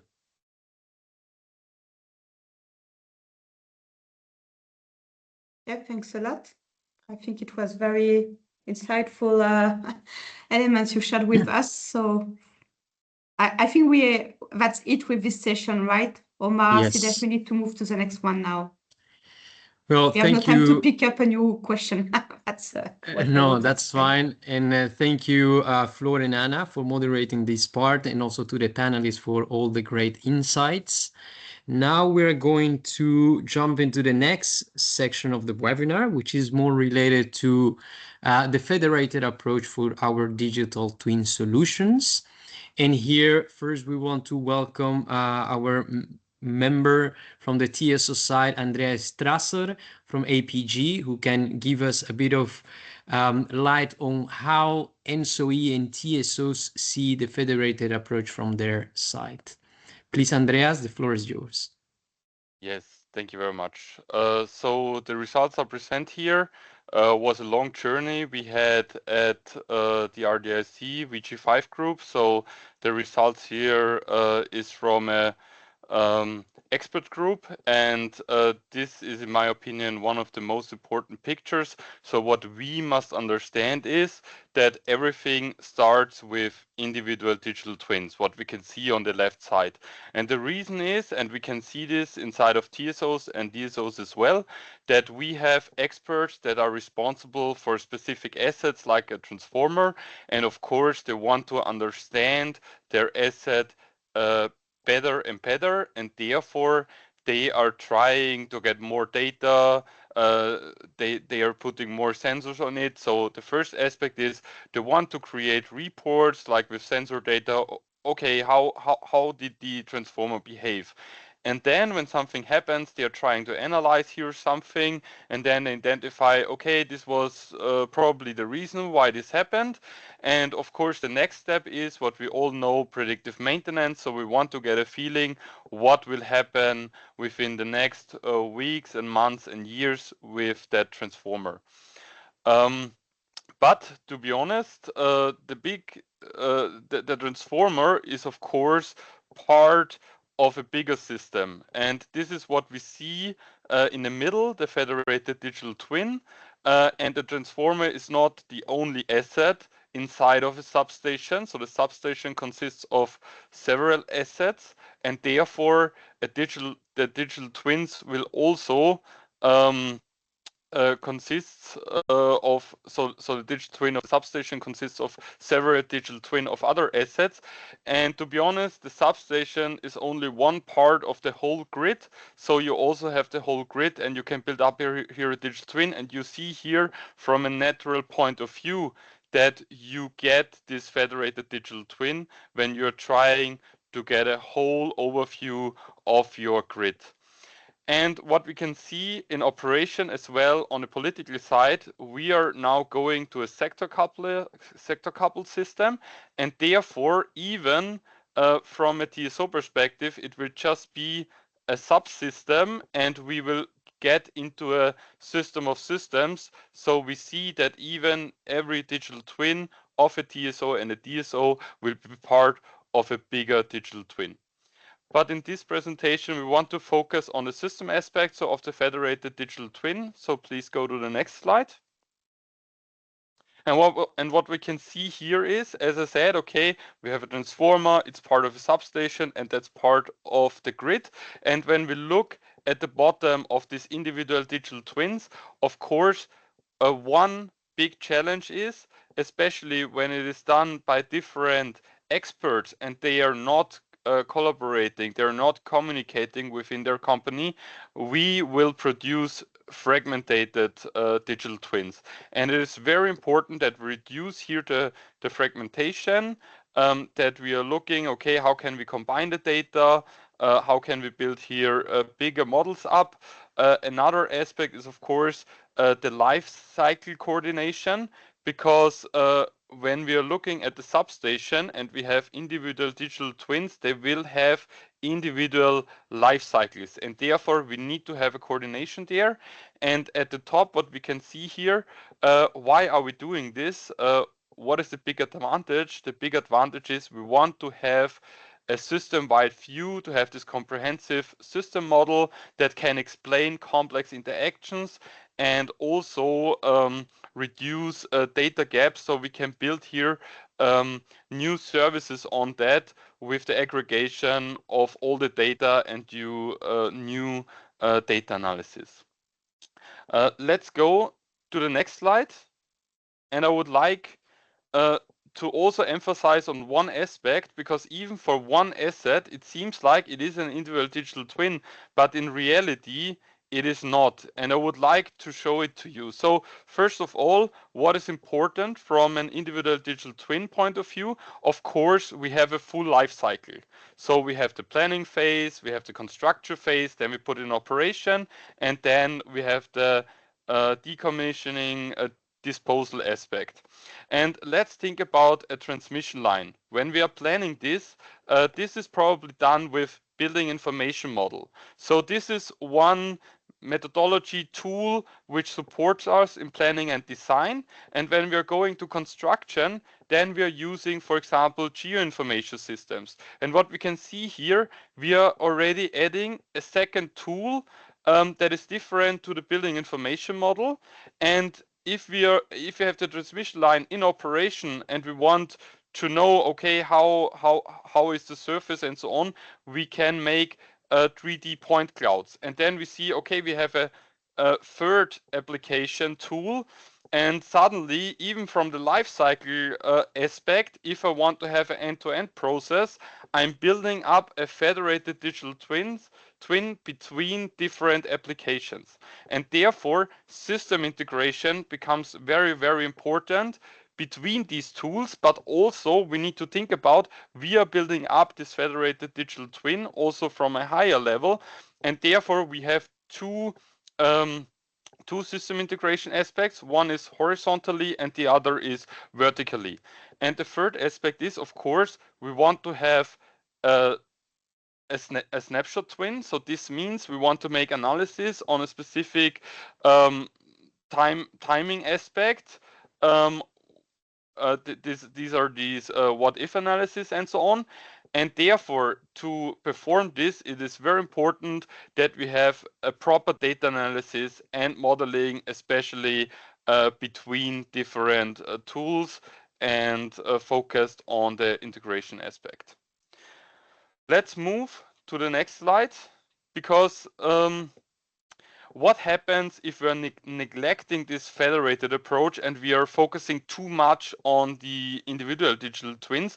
So one big problem is, of course, the proliferation of silos. So the big problem of these individual digital twins is they are optimizing for local needs, but it can be that, especially when you try afterwards to integrate them together, you're multiplying the complexity of this integration. The second aspect is also it can happen that the costs get escalated, especially when you have heterogeneous solutions with custom interfaces. It can happen that you need higher service level agreements, and this will increase specific costs. And on the other side, you have duplicated data management that needs to be handled within a TSO and a DSO. Next aspect is loss of efficiency. If you cannot integrate these tools or these individual digital twins, then you have no full automation of end-to-end processes. So you have media discontinuity. You need to make your manual processes, and that's of course a loss of efficiency. Then the next three aspects. We have talked a lot already about governance. You can have governance gaps, especially for these cross-domain processes with a lack of ownership and weak data governance. Next aspect is you can produce strategic dead ends, where you, when you're focusing too much of these individual digital twins, and in the end you understand, okay, now we need to integrate them to a federated digital twin. It can happen that you have major re-implementation efforts, especially when these individual digital twins reach their limits. And the last aspect is we also talked a lot about resilience today. And of course, if you're not looking at this federated system, what about cascading effects? So we are missing here resilience capabilities, and we have limited potential of higher maturity, and also we are heading to have the self-configuration if something happens. But if you have limited self-configuration, you have the problem of context awareness and resilience. And let's go to the next and to the last slide, because the big question is how can we proceed? How should we do this inside of the TSOs and the DSOs? And what we encountered is here we can see this 5-step approach. And the first, and this is one of the most important aspects, is you should establish an internal digital twin task force, and it should be next to the top management, that they have a direct report there. And one of the first things they should do to have the strategic assessment and define the vision and the goals. What do you want to achieve with your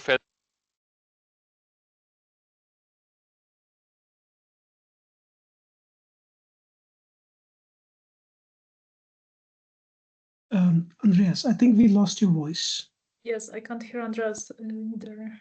Yes, Oh, hey, when did you lose back? A few seconds ago, 5 seconds. Okay, perfect.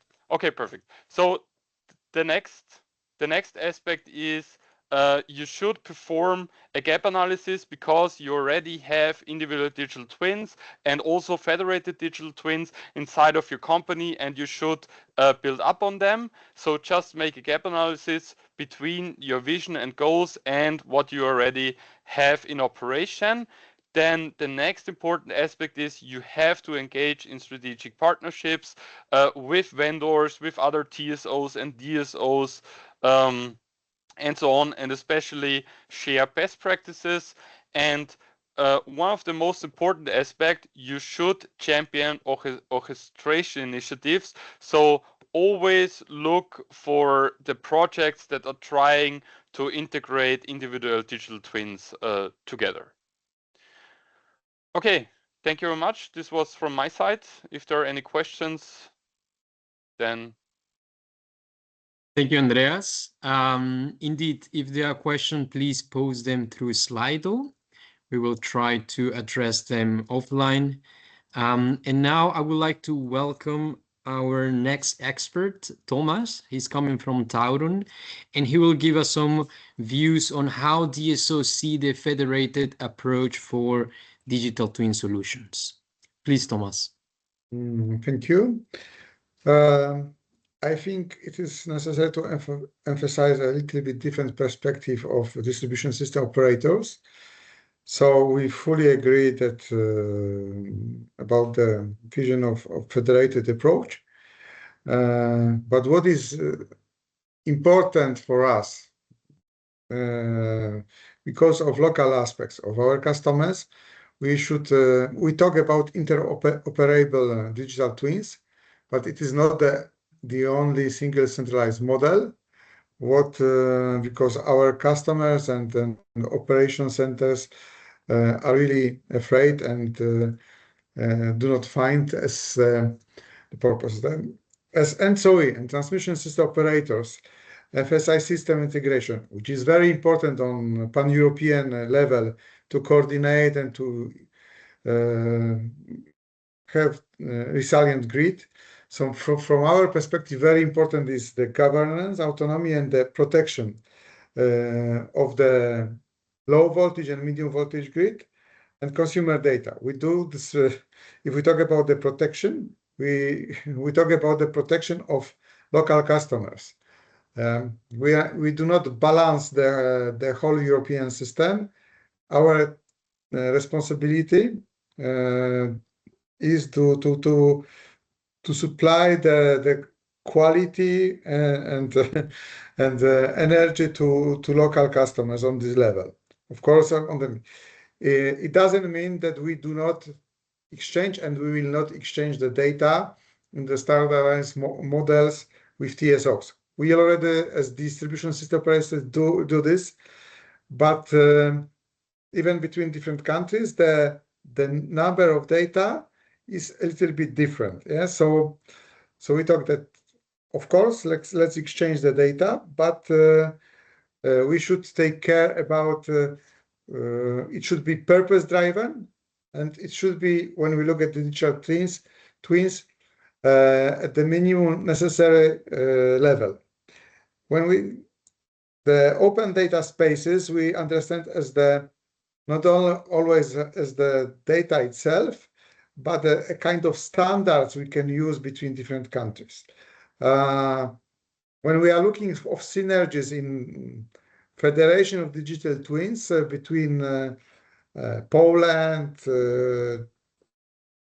Italy, Portugal, we do not have the same data exactly in one data space related to the local customers. For us, it's more important to understand local problems, how we can deal with these problems to unlock flexibility and local resilience for our customers. Because when you look at energy communities, they expect from us that we take care about their local needs. Not, of course, this is strongly related to how we cooperate with TSOs, but always the first, we have many local partners and they have different needs. Could you switch the next slide? So we should remember about the different areas has different generation assets connected to our grid, very specific, very distributed energy resources. The models used to be managed are locally different. Of course, the biggest standards are coming down from the local governments, and they are important imposes to TSOs and DSOs. And there is the need of clear communication. The data exchange should be done in the same way. So when we talk about, for example, the smart metering standard, how to exchange, yeah, this is very important. But when we talk about, for example, data metering, we should remember, all of us, that the owner of the data is our customer, not DSO, not TSO. So cybersecurity responsibility is very important from DSO perspective. Cascading failure risk management is also very important, and we should remember that sometimes that local digital twins can limit the failure for our DSOs and even other areas of DSOs. And the data is very sensitive. There are some countries, some people who are really fragile about their data, and they do not want to present anything. On the other hand, this is the question how we can interact with open data spaces and with different models, different standards, and how we can supply the data to enable the pan-European system stability. Yeah? So our focus is local observability, flexibility. We need hosting capacity in specific feeders, areas of the grid, not on the national level. So that's why our services are more consumer-centric than TSO. This is very natural. And we understand as DSOs that European Digital Twin, this is the federation of interoperable, but not centralized digital twins. Different system roles are different for TSO and DSO. And I think this is very important to remember when we talk about federation of digital twins. Our colleagues presented less or more understanding. I think that if we have more and more examples of digital twins and how they exchange data, it will be in a few years simpler to talk how digital twins talk together on independent rules. Thank you. We have not too much time, so that's all what I would like to present. I hope it was clear for you. Thank you, Tomasz. Indeed, very insightful information for all the audience from both Andreas and Tomasz. I would encourage you, Andreas and Tomasz, to directly answer the questions that have been popped up on the Federated Approach directly in Slido. And for the audience, as you can see, we have two different perspectives on this Federated Approach for digital twins, but just remind that these are complementary, but the different perspectives raise from the different, let's say, roles and responsibilities that TSOs and DSOs have within the grid. And now I would like to hand it over to 𝐜𝐨𝐨𝐩 for the final part of this webinar. Thank you. This brings us to the final chapter as to what happens next. And so I would like to invite Anna Flo to close us out with the concrete road ahead, the next steps for the joint task force. And so I'd like to pass the floor to Anna. Thank you, 𝐜𝐨𝐨𝐻. So what is ahead of us and actually has already started? So the work towards the last deliverable of our joint activities of Joint Task Force DSEP, namely the roadmap preparations and roadmap deliverable. So this roadmap should build on top of everything we have achieved so far as a joint task force. I mean, starting with challenges and opportunities stemming from digital twin technologies, then through use cases that we have thoroughly discussed today, being a common work within Joint Task Force DSEP, and then towards shaping this towards sequential activities, milestones, and resources that would be required for implementing these digital twin solutions across all working areas. Within our current work, we definitely focus on the 4 discussed use cases, but we also think beyond that. I'm reflecting to one of the questions that appeared in the Slido. So our analysis is very, very thorough within this work stream. So this has already been kicked off. Our experts have been very active in shaping this work stream. But this is a tremendous work right now on our shoulders. And in order to tackle that best and most efficiently, with our experts, we decided to first define 3 phases of providing this milestone sequential activities, how we see the use cases, digital twin implementations evolution. So we start with phase 1, which is minimal viable solution. And these are the foundations, and we discuss important subjects that have also appeared during our discussion today. I mean, governance, data, standards, and how that would influence the pilots.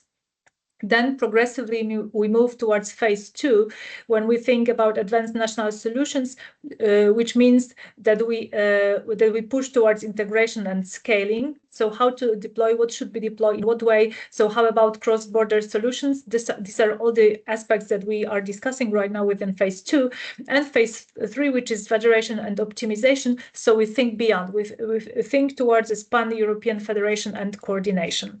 So these are the scope and phases of our current work towards a roadmap definition.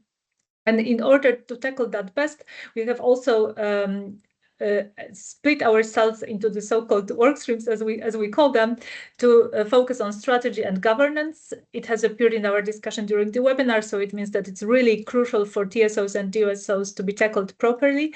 Then technical architecture, especially when we think towards federation. This is also evident after our discussion today, and very important and interesting subject of use cases and the value that they will bring to the system operators. So within our expert work right now, it's very critical for us to identify the tasks and blockers for European-wide digital twin deployment, and all of them, whatever we encounter during our discussion, we try to assess whether this is really blocking. So it requires a very immediate solution, or it's important, obviously requires attention, but can wait a bit, or it's nice to have, we can work in parallel towards that. So this is what is currently happening within Joint Task Force DSEP, how we work, how we structure our expert efforts. And with this, at this point, I would like to invite Flor to continue. Thanks a lot, Elena. So as we conclude this webinar, thanks first to the ones who stayed until the end of this long webinar. I will keep it short. The point of the strategic roadmap is to bring together everything we have designed so far and translate it into a clear, actionable implementation plan, as just exposed by Elena, including the prioritized use cases, consolidated views of enablers and gaps, stepwise approach, distinction between nice to have and must, and so on. So I'm not going to repeat that.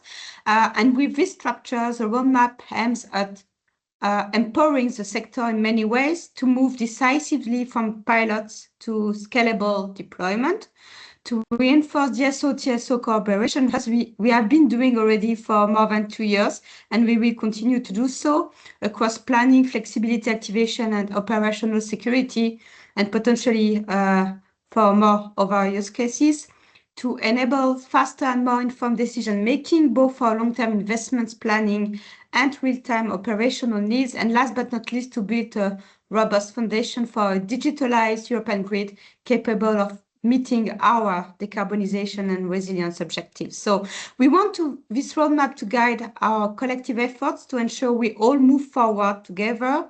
And eventually, as this is, we are now coming to the end of this presentation, I'd like to personally thank our speakers, the organizers, and the perfect time management, I would say, and the audience for your participation and questions. And I hope it was as insightful for you as it was for me. So thank you.